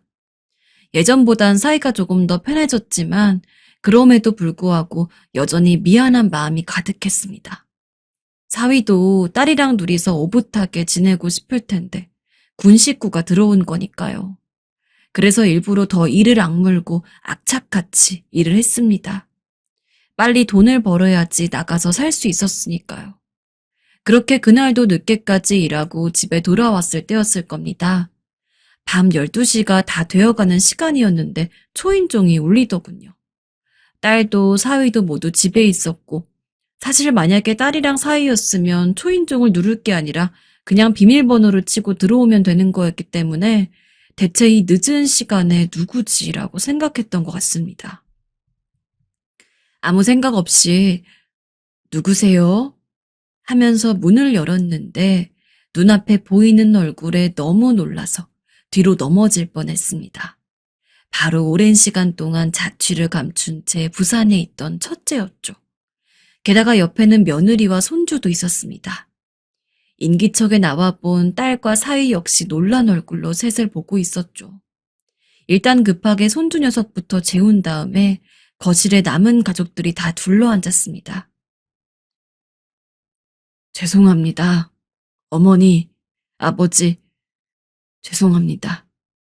미정아, 너한테도 너무 미안하다. 아들은 며느리와 함께 무릎을 꿇고 저희 앞에서 울었습니다. 그리고 둘째한테도 사과를 하더군요. 맞이가 되어서 듬직하게 힘이 되어주진 못할 망정 저가 못나서 동생까지 고생시켰다며 한참을 눈물바람으로 온 가족이 있었습니다. 한참 시간이 흐르고 아들이 저희만 데리고 갈 곳이 있다더군요. 늦은 시간이라 죄송하지만 꼭 보여드리고 싶은 게 있어요. 그렇게 아들과 며느리는 저희만 데리고 밖에 나갔죠. 밖에는 깔끔한 중형차 한 대가 있었습니다. 저희를 태운 아들과 며느리는 어딘지도 모를 곳으로 몇 시간을 달렸습니다. 서울을 벗어나서 한참을 달리니 웬 산 근처더군요. 울퉁불퉁한 아스팔트 길을 차로 쭉 오르는데 저 끄트머리에 엄청 큰 집 같은 게 있었습니다. 그리고 아들의 차는 그 앞에서 멈췄죠. 이게 다 뭐니 대체? 상황 파악이 안 돼서 그냥 주변만 둘러보고 있는데 아들이 그랬습니다. 이거 이제 어머니랑 아버지 거예요. 제가 준비했어요. 아직 공사가 진행 중이지만. 라고요. 제가 큰 집이라고 생각했던 곳은 바로 펜션이었습니다. 아직 막바지 공사가 진행 중이었습니다. 저희가 내린 곳이 메인 건물이었고 거기서 조금 더 안쪽으로 들어가면 다른 건물이 여러 채 있는데 거기에 손님을 받으면 된다고 했죠. 그러면서 아들이 자기가 살아온 이야기를 해주었습니다. 제가 빌려준 돈으로 사업을 키우기 위해 다른 곳에 투자를 했던 게 잘못되었고 저희 모든 돈을 다 자신이 날려먹었다는 죄책감에 세상을 등지고 싶었다고 했습니다. 하지만 그걸 말린 게 며느리였고 아들 역시 며느리와 자식을 보고 마음을 다잡고 죽을 때 죽더라도 저희에게 진 빚은 갚고 죽겠다는 마음으로 효심 깊은 둘째가 자신 대신 저희를 잘 모실 것으로 믿고 그 먼 지방에 내려가 미친 듯이 일만 했다고 했습니다. 그런데 자신을 벼랑 끝으로 내몰았던 투자권이 뒤늦게야 빚을 보게 되어 큰 돈을 만지게 된 것이었습니다. 너무 늦어서 죄송해요.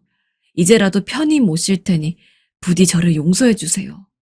그리고 직원들도 다 세팅되어 있으니 이곳에서 손님 받으시면서 편하게 지내시면 돼요.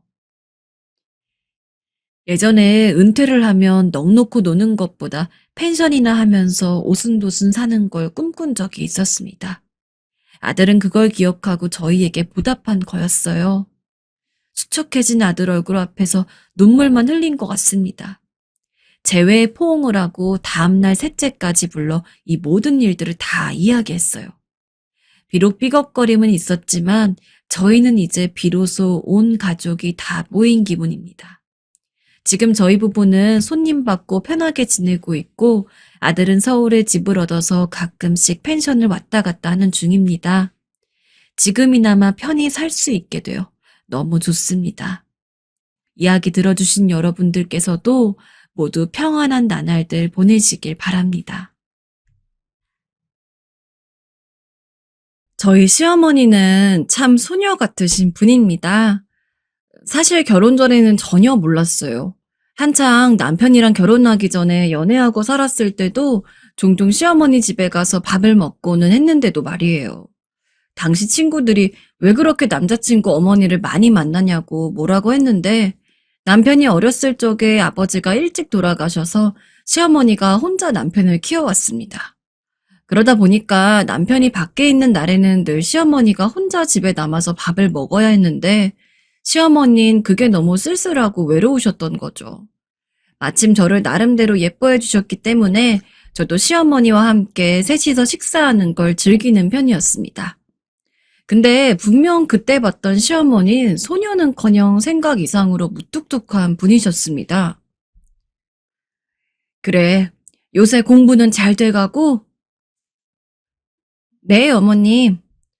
남편과 대학교 때 동기로 만나서 사귀게 되었는데 그 때문인지 제가 식사를 할 때면 시어머니는 언제나 저보고 공부를 잘하고 있느냐, 성적은 잘 나오느냐와 같은 질문을 많이 했습니다.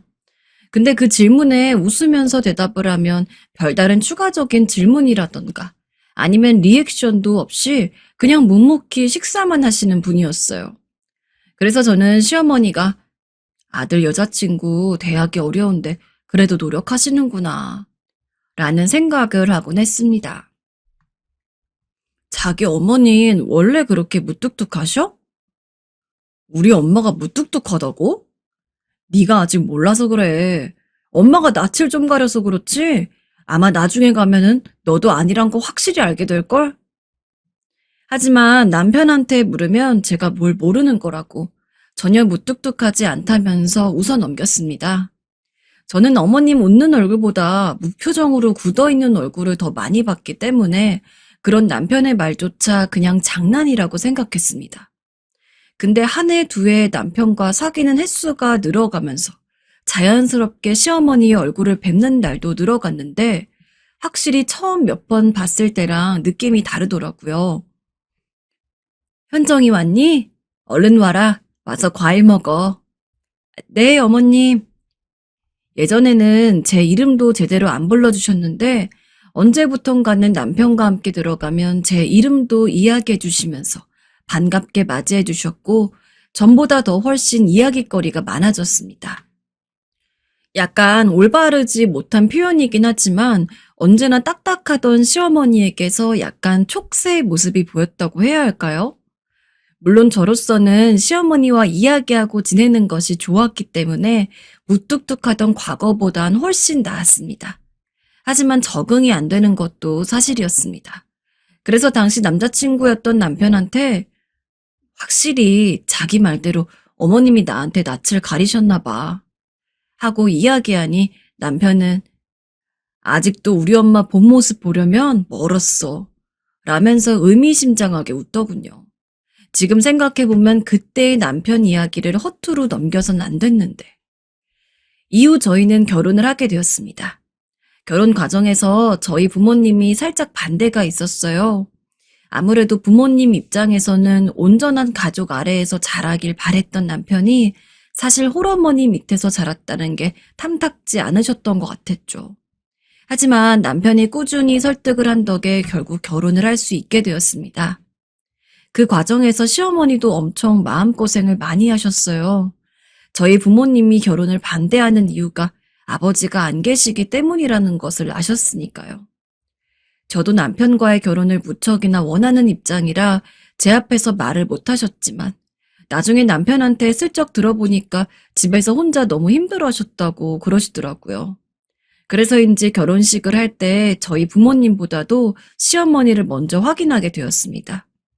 근데 비록 예전보다는 조금 더 다정해지시고 살가워진 시어머니지만 그럼에도 불구하고 과거의 딱딱한 모습이 너무 남아있어서 그런지 눈물이랑은 완전히 거리가 멀어 보였는데 저랑 눈이 마주친 순간 시어머니가 갑자기 울음을 터뜨리시더라고요. 그것도 손에 쥐고 계시던 꽃무늬 손수건으로 급히 눈가를 닦으시는데 설마 시어머니가 갑자기 우실 줄 몰라 너무 당황했던 것 같습니다.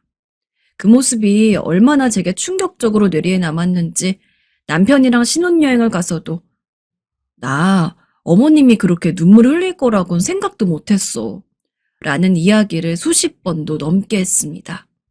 나중에 가서는 남편이 너 놀란 거 알았으니 제발 그만 좀 이야기해. 귀에 닦지 않겠다. 하며 피곤해할 정도로요. 신혼여행에서 돌아온 뒤에 1년 정도는 시댁에서 살았습니다. 저희가 마음에 담아두고 있던 매물이 하나 있었는데 당장 대출을 받아도 조금 부족한 편이어서 일단 1년 정도만 시댁에서 시어머니와 함께 살면서 돈을 모은 다음에 나중에 그 집이 그대로 있으면 그걸 사거나 아니면 비슷한 조건의 다른 집을 들어가기로 했죠. 사실 저것도 워낙 시어머니를 많이 만났기 때문에 불편하다거나 피곤하다거나 하는 것들은 하나도 없었습니다. 다만 다른 문제가 있었습니다. 실제로 함께하며 알게 된 시어머니는 제가 생각했던 것보다 좀 많이 깼다는 거였죠. 맨 처음에 제가 시어머니가 참 소녀 같은 분이라고 설명을 드렸을 겁니다. 솔직히 여기까지 들으시고 대체 어디가 소녀라는 거지? 라고 생각을 하셨을 텐데 저희 시어머니의 소녀 같은 일화는 지금부터 시작합니다. 처음에는 아주 작은 사건이었습니다. 시어머니가 시집살이 시키는 분도 아니었고 저도 일하느라 고생하는 거 안다면서 주말에는 늦게까지 자고 일어나라고 오히려 좀 쉬라고 권유하시는 분이었어요. 그래서 저는 그런 시어머니의 배려 덕분에 주말이면 해가 중천에 뜰 때까지 늦잠을 자면서 피로를 풀고는 했습니다. 그날도 그런 평소와 같은 주말이었습니다. 기지개를 피고서 제대로 눈을 뜨니 오후 2시 정도 되었더라고요. 아마 남편과 시어머니는 식사를 하셨을 테고 저만 밥을 먹으면 되겠다 싶어서 설렁설렁 일어나 밖을 나갔습니다. 그런데 거실에 시어머니가 앉아 계셨는데 입고 있는 옷이 너무 충격적이었습니다.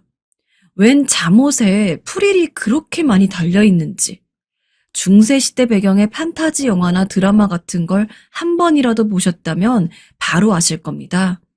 진짜 온천이 다 구불구불 프릴투성이인데 그걸로 곱창 전골을 끓여도 될 정도였습니다. 게다가 가슴팍에는 거의 목넓이만큼 큰 왕리본이 달려 있었죠. 지금껏 시어머니를 자주 봤지만 그런 옷을 입고 계시는 것은 난생 처음이었습니다. 어머니, 안녕히 주무셨어요? 그래, 잘 잤니? 네. 얼떨떨한 표정으로 더듬더듬 인사를 했는데 시어머니는 아무렇지도 않은 얼굴로 제 인사를 받곤 다시 TV를 보셨죠. 그리고 그런 시어머니 옆에 남편이 앉아 있었습니다. 놀라운 건 남편도 그런 모습이 전혀 낯설지 않다는 듯 그냥 익숙하게 앉아 시어머니와 같이 TV를 보고 있었다는 점이었어요. 그 상황을 받아들이지 못하는 건 오직 저뿐이었던 것 같습니다. 분명 방금 전까지는 무척 배가 고팠는데 너무 충격적인 장면을 봐서 그런지 입맛이 싹 떨어져서 냉장고에 있던 메론을 대충 잘라먹곤 방에 들어갔습니다. 그리고 남편이 방에 들어오기를 기다리면서 핸드폰을 하다가 남편이 들어오자마자 아니, 어머님, 옷 저게 대체 무슨 일이야? 하고는 물었죠. 내가 전에 이야기했잖아. 우리 엄마 본 모습 보려면 멀었다고. 어? 정말? 남편이 사귈 적에 이야기하던 어머님의 본 모습은 저런 공주 잠옷을 입는 거였나 싶었습니다. 옷이야 개인의 취향이긴 하지만 진짜 솔직히 시어머니 나이대 노인분들이 그런 애들이나 입을 법한 공주풍의 잠옷을 입는 건 난생 처음 봤습니다.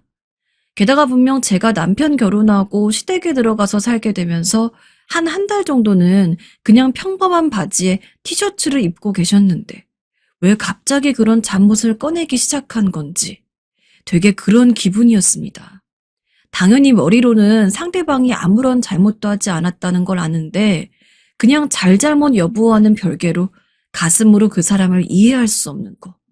특히 제가 평소 옷 입는 취향은 무채색 계열의 별다른 디자인이 없는 밋밋한 옷들이 대부분이어서 더 그랬던 것 같습니다. 저는 그런 나폴나폴 하늘하늘 공주 드레스 같은 잠옷을 입는 사람은 TV에서밖에 못 봤고 설마 현실에 있다고 해도 제 주변에 그런 걸 입는 사람이 있을 거라고는 생각도 못했습니다. 하지만 시어머니의 소녀 감성은 이뿐만이 아닙니다. 너무 어이가 없어서 아직까지 기억이 나는 사건이 하나 있습니다. 당시 시댁 근처에 엄청 맛있는 케이크 집이 생겼습니다. 동네로 놀러 온 친구랑 몇 번 갔다가 반해가지고 어느 날은 시어머니와 남편도 맛을 보게 하면 좋을 것 같아 카페에서 조각 케이크로 생크림 하나랑 초코, 그리고 치즈케이크를 하나씩 주문해서 왔습니다. 오늘 밖에서 케이크 좀 사왔는데 드셔보세요, 어머니. 아이고, 그래?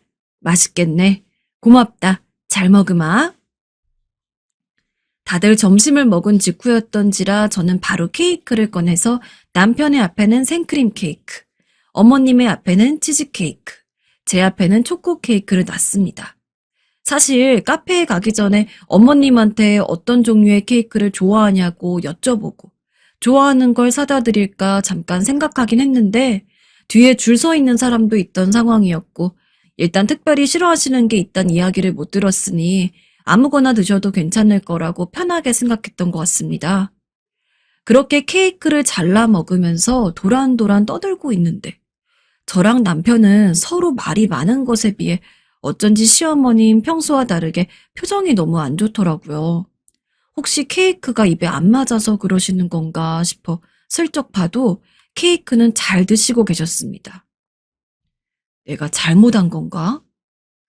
평소랑 똑같은데 괜히 오해하는 건가 싶어서 그냥 별다른 말 없이 남편과 계속해서 이야기를 나누고 있는데 케이크를 다 먹은 어머님이 포크를 탁 내려놓곤 혼자 방으로 들어가시더군요. 어안이 벙벙해서 가만히 있는데 남편이 아이고, 우리 엄마 또 삐졌네, 또 삐졌어 라고 하는 겁니다. 아니 대체 그 상황에서 삐질 게 뭐가 있길래. 남편한테 물어보니까 다른 맛의 케이크를 맛도 못 보게 하고 하나만 먹게 하는 게 서운했을 거라고 하는 겁니다. 어머님이 케이크를 워낙 좋아한다면서. 그러니까 어머님은 당신이 먹고 있는 생크림 케이크도 드셔보고 싶었고 내가 먹고 있는 초코 케이크도 드셔보고 싶었는데 우리가 어머님한테 먼저 케이크 드셔보라고 권유하지 않아서 삐지신 거라고? 우리 엄마 대단하지? 누가 제 머리를 뒤통수를 때린 줄 알았습니다. 저도 케이크를 좋아하지만 한 명이 한 조각씩 먹고 있는 상황에서 그 사람이 먼저 저한테 먹어보라고 이야기를 안 했다고 삐지진 않거든요. 정 드시고 싶었으면 그냥 한 입 달라고 했으면 당연히 저희가 시어머니한테 드시라고 하지 않겠습니까? 남편한테 시어머니가 삐졌단 이야기를 듣고도 설마 했습니다. 시어머니 방에 들어가니 저로부터 등을 돌리고 앉아서는 팔짱을 끼고 있는데 아, 남편 말이 맞구나 싶더라고요. 그날 시어머니 화 풀어준다고 카페에 다시 가서 초코 케이크 하나랑 생크림 케이크 한 조각씩 더 사왔습니다. 그걸 드리고 나서야 웃음꽃이 활짝 피어서는 케이크를 드시면서 맛있네, 맛있어. 우리 현정이가 내 취향을 아주 잘하네 하시더라고요. 솔직히 어이가 없으면서 웃기더라고요. 그냥 이 정도였으면 아마 우리 시어머니 참 소녀 같으신 분이지 하고서 아무런 생각도 없었을 겁니다. 하지만 솔직히 진짜 좋게 말해서 소녀 같은 거지 나쁘게 말하면 시어머니는 너무 잘 삐지고 속이 좁으신 분이었습니다. 저는 설마 이걸로 사람이 삐질 수 있을 거라고는 생각도 못했는데 나중에 보면 시어머니는 그걸로 이미 속이 상해서 저한테 화가 나 계시는 경우가 한두 번이 아니었습니다. 마치 제가 죄인이 된 듯한 기분이었죠. 현정이 너도 참 됐다. 말을 말자. 어머님 저는 그냥 한 말인데. 아니 피부팩을 나한테만 이렇게 많이 주는 게 늙었다는 소리밖에 더 되니? 늙어서 서러운데 더 서럽게 하네 정말. 어머니 정말 많은 일들이 있었습니다. 헤아릴 수 없을 정도로요. 또 기억나는 게 하나 있어요. 당시 시어머님의 생신이었습니다. 그동안은 생신 때마다 원하는 거 사시라고 용돈을 드렸는데 그 해는 저희가 시댁에서 처음으로 분가해서 저희 둘만 살던 때라서 어쩐지 그런 식으로 선물을 드리는 게 조금 정이 없어 보이기도 하고 이번엔 평소보단 아주 조금 더 의미 있게 선물을 해드리고 싶어서 일부러 시어머니와 함께 백화점에 갔어요. 원하시는 옷을 고르시면 제가 사드리겠습니다 하고요. 시어머니는 아유, 너네도 돈 버느라 바쁜데 무슨 백화점까지 왔어. 라고 하시면서도 눈으로는 열심히 옷들을 보고 계셨습니다. 아닌 척 하면서 좋아하시는 시어머니의 화법을 알았기 때문에 저는 그냥 웃으면서 시어머니가 옷을 고르기를 기다렸습니다. 그렇게 한 30분 정도 돌아다니다가 시어머니가 외투 하나를 고르시더라고요. 평소 입으시는 잠옷 취향과는 다르게 깔끔한 디자인이었습니다. 그래서 농담처럼 어머님이 좋아하시는 잠옷이랑은 완전 다른 스타일이네요. 하고 말하고 웃고는 바로 결제를 하고 쇼핑백을 든 뒤 어머님, 혹시 다른 옷은 더 필요하신 거 없으세요? 라고 물었습니다. 그러자 어머니는 다 늙어서 내가 옷이 뭐가 더 필요해. 이 정도면 됐으니 집에 가자꾸나. 라며 저에게 돌아가자고 이야기를 했죠. 여기서 여러분에게 묻고 싶습니다. 여러분은 시부모님이 먼저 괜찮다고 집에 가자고 해도 그게 빈말일 거라고 생각하고 계속해서 백화점을 돌아다니실 건가요? 일단 그때의 저는 시어머니가 설마 빈말로 그런 말씀을 하셨을 거라고는 생각도 못했습니다. 그래서 네, 그러면 돌아가요, 어머님. 하고 말하고는 바로 밖을 나가서 택시를 잡고 집으로 향했습니다. 근데 딱 택시 타는 순간부터 시어머니가 꽁해 보이는 얼굴을 하더라고요. 순간 아차 싶은 마음에 진짜 등줄기가 긴장으로 굳어서는 땀이 줄줄 흐르는 느낌이었습니다. 뒤늦게라도 만회해보려고 어머님, 혹시 저희 다른 백화점이라도 갈까요? 라고 했지만 이미 어머니는 저에게 삐진 후였죠. 진짜 집까지 가는 그 20분간의 시간이 얼마나 살얼음 판을 걷는 것 같았는지 아무리 말을 걸어도 시어머니는 대꾸도 안 하고 운전하시는 기사 아저씨가 허허 웃으면서 아이고 시어머니가 대꾸 하나 없어서 며느리가 뻘쭘하겠네.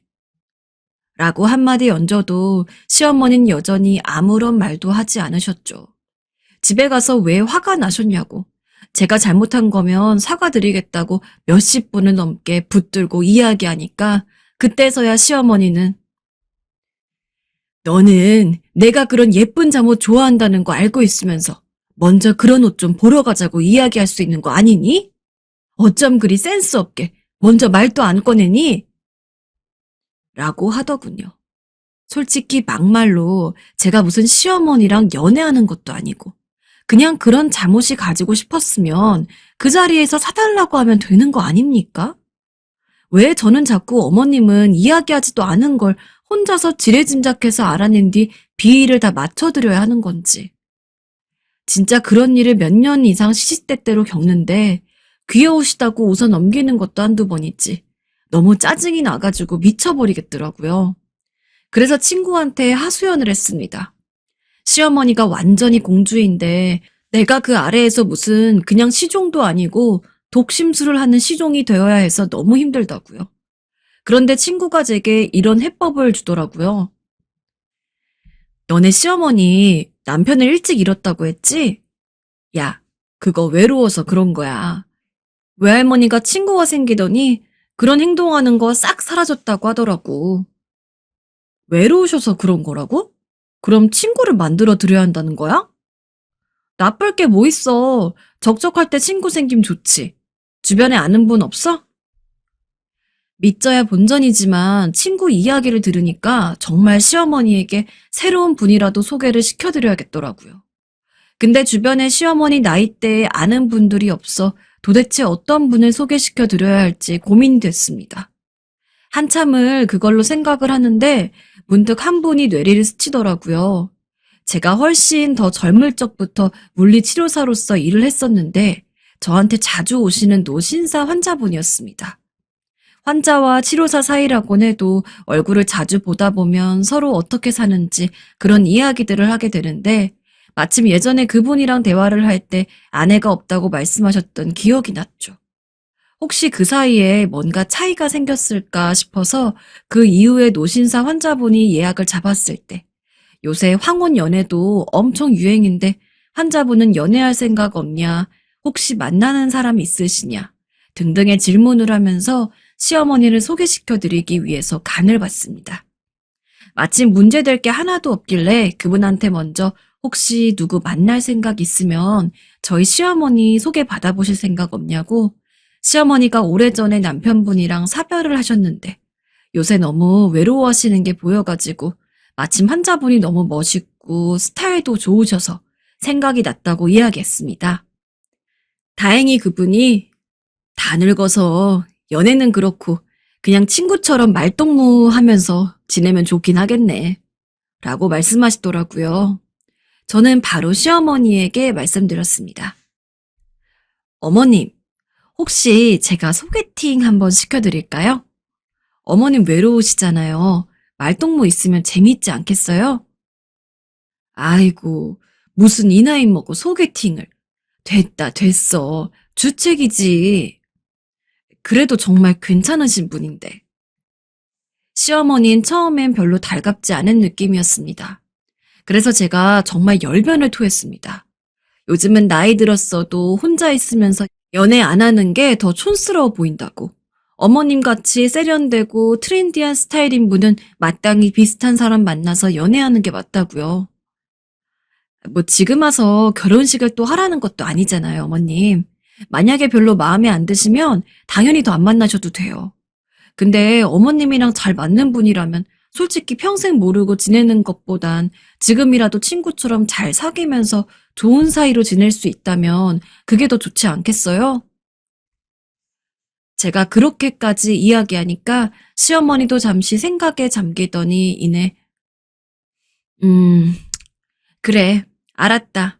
그럼 내가 한번 만나는 보마. 근데 너무 기대는 하지 마. 그냥 정말 차 한잔만 하고 올 거니까. 라고 하더군요. 못 이기는 척 말이죠. 두 분 데이트 약속을 잡는데 정말 제가 다 설렜습니다. 솔직한 말로 이제는 시어머니의 소녀 마인드에서 제가 벗어날 수 있나 싶었죠. 그날로부터 딱 일주일 뒤, 처음부터 두 분이서 만나게 되면 조금 어색하고 그럴까봐 일부러 처음에는 제가 같이 나갔습니다. 서로 인사 한마디씩 나눈 뒤에 우물쭈물하다가 괜히 애꿎은 저 붙잡고 이야기하는 모습이 참 그분이나 저희 시어머니나 너무 귀여우시더라고요. 제가 일부러 웃으면서 왜 저랑 이야기하냐고, 저는 그냥 없는 사람인 걸로 생각하고 두 분이 대화하시라고 애써 밀어드리고 나서야 간신히 평소에 뭐하고 지내는지, 젊었을 땐 뭐하고 살았는지 등등 두 분이서 이야기를 나누기 시작했습니다. 그나저나 정말 곱고 아름다우시네요. 피부가 어찌 그리 고우세요? 따로 관리를 하세요? 네? 아니요. 그냥 전 화장품도 아무거나 바르는데 요즘 우리 며느리가 주는 야채 주스를 먹어서 그런가? 감사해요. 보기만 해도 참 흐뭇했죠. 그렇게 한 달 사이에 한 대여섯 번 만났습니다. 그리고 그때까지도 저는 늘 두 분의 데이트에 함께 해야 했죠. 사실 처음 한두 번이야 저랑도 이야기를 좀 하고 셋이서 함께 어울리는 느낌이었지. 한 세 번째 만남부터 사실상 저는 그냥 꺼다 놓은 보릿자루 같았습니다. 저는 제가 그 자리에서 투명인간인 줄 알았어요. 어쩌면 그렇게 저한텐 말 한마디 안 거시는지. 참고로 시어머니랑 그분이랑 저랑 남편 넷이서 식사를 한 적도 있었습니다. 시어머니가 꼭 한번 모시고 오고 싶다길래 진짜 그 전날부터 장 잔뜩 봐서는 그분이 좋아하실 만한 음식으로만 한 상 가득 차려놓았어요. 저는 남편과 처음 결혼할 때부터 시아버지가 없었는데 약간 그렇게 한 가족처럼 식사를 하고 있으니 사실 그냥 어머니랑 그분이 결혼만 안 했다 뿐이지. 제 입장에서는 시부모님 두 분을 같이 모시는 기분이었다고 할까요? 지금은 두 분이 만남을 가지신 지 한 3달 정도 되었습니다. 이제 두 분은 완벽히 연애를 하는 사이가 되셔서 저랑 남편이 선물이랍시고 커플티도 드리고 그러고 있어요. 분가하고 나서도 시어머니가 적적하고 외로우신지 저희한테 정말 하루가 멀다 하고 전화할 때도 많았고 그런 시어머니 투정에 어쩔 수 없이 시댁에 한번 가면 또 예상치 못한 소녀 감성이 발동해서 제가 고생하는 일들이 한두 번이 아니었는데 시어머니가 확실히 연애를 하시니까 덜 예민해지셨더라고요. 제가 가끔 어머님, 잘 지내세요? 하고 전화를 해도 이제는 장난스럽게 웃으면서 나 요즘 연애하니까 괜히 귀찮게 전화 걸지 말아라. 라고 하면서 이제는 먼저 전화를 끊기도 하십니다. 또 제가 어머니 마음을 못 알아들인 일이 있다 해도 너그러이 넘어가 주시고요. 그러다 어느 날엔 제게 선물까지 해주시더라고요. 먼저요. 네가 좋은 사람 소개시켜줬는데 내가 받기만 할 수 없지. 이거 백화점에서 산 원피스인데 너가 입으면 너무 이쁠 것 같더구나. 그 사람이랑 같이 골랐어. 와, 어머니, 예뻐요. 솔직히 고급 원피스라 해도 프릴이 너무 달려있어 제 스타일은 아니었지만 주신 것만 해도 감사해서 기분 좋게 받았습니다. 진짜 그동안 시어머니의 종잡을 수 없는 마음과 변덕에 고생했던 나날들이 스쳐 지나가는데 이제 정말 그런 날들을 겪지 않아도 되는구나 싶어서 행복하더라고요. 하지만 그동안 시어머니가 도가 넘치게 삐지고 그랬던 게 다 일찍이 시아버지를 잃고 외로워서 그러셨던 거라고 생각을 하니 비록 제가 당한 게 많다곤 해도 굉장히 안쓰러웠습니다. 제가 조금 더 저 짜증나는 것보다 시어머니 행동에 관심을 가졌으면 훨씬 빨리 괜찮아지셨을지. 아무튼 지금이라도 새롭게 좋은 짝 만나셔서 다행인 것 같아요. 요즘도 그분은 저에게 물리치료를 받으려고 오시곤 하는데 이전에는 그냥 이름을 불렀다면 지금은 저도 다른 사람들 앞에서만 칼같이 환자로 대하고 뒤에서는 반장난 반진담식으로 아버님하고 부르고 있어요. 그러면 그분도 그냥 며느리 왔냐고 웃으시고요. 어머님도 저희 부부도 정말 요즘만 같기를 바랄 정도로 너무 행복하고 가끔 다 같이 모여도 웃음꽃만 피고 있습니다. 요새는 꼭 한 달에 한 번씩은 만나서 같이 식사를 하는데 두 분이 서로 맛있는 반찬 밥그릇에 올려주시면서 깨 쏟아지게 연애하는 모습 보면 괜히 저희도 연애 시절로 돌아간 것 같은 느낌이에요. 저랑 남편이 두 분 보고 닭살 커플이라고 장난처럼 야유해도 저희는 신경도 안 쓰세요. 아유, 괜히 없던 질투가 다 날 정도라니까요. 혹시 여러분들 주위에도 너무 사소한 걸로 잘 삐지고 서운해하는 가족이 있으면 소개팅 한번 주선해보는 것도 나쁘지 않은 것 같아요. 혹시 모르죠. 저희처럼 좋은 일이 생길 수도 있을지 말이에요. 지금까지 이야기 들어주신 여러분들 모두 감사드립니다.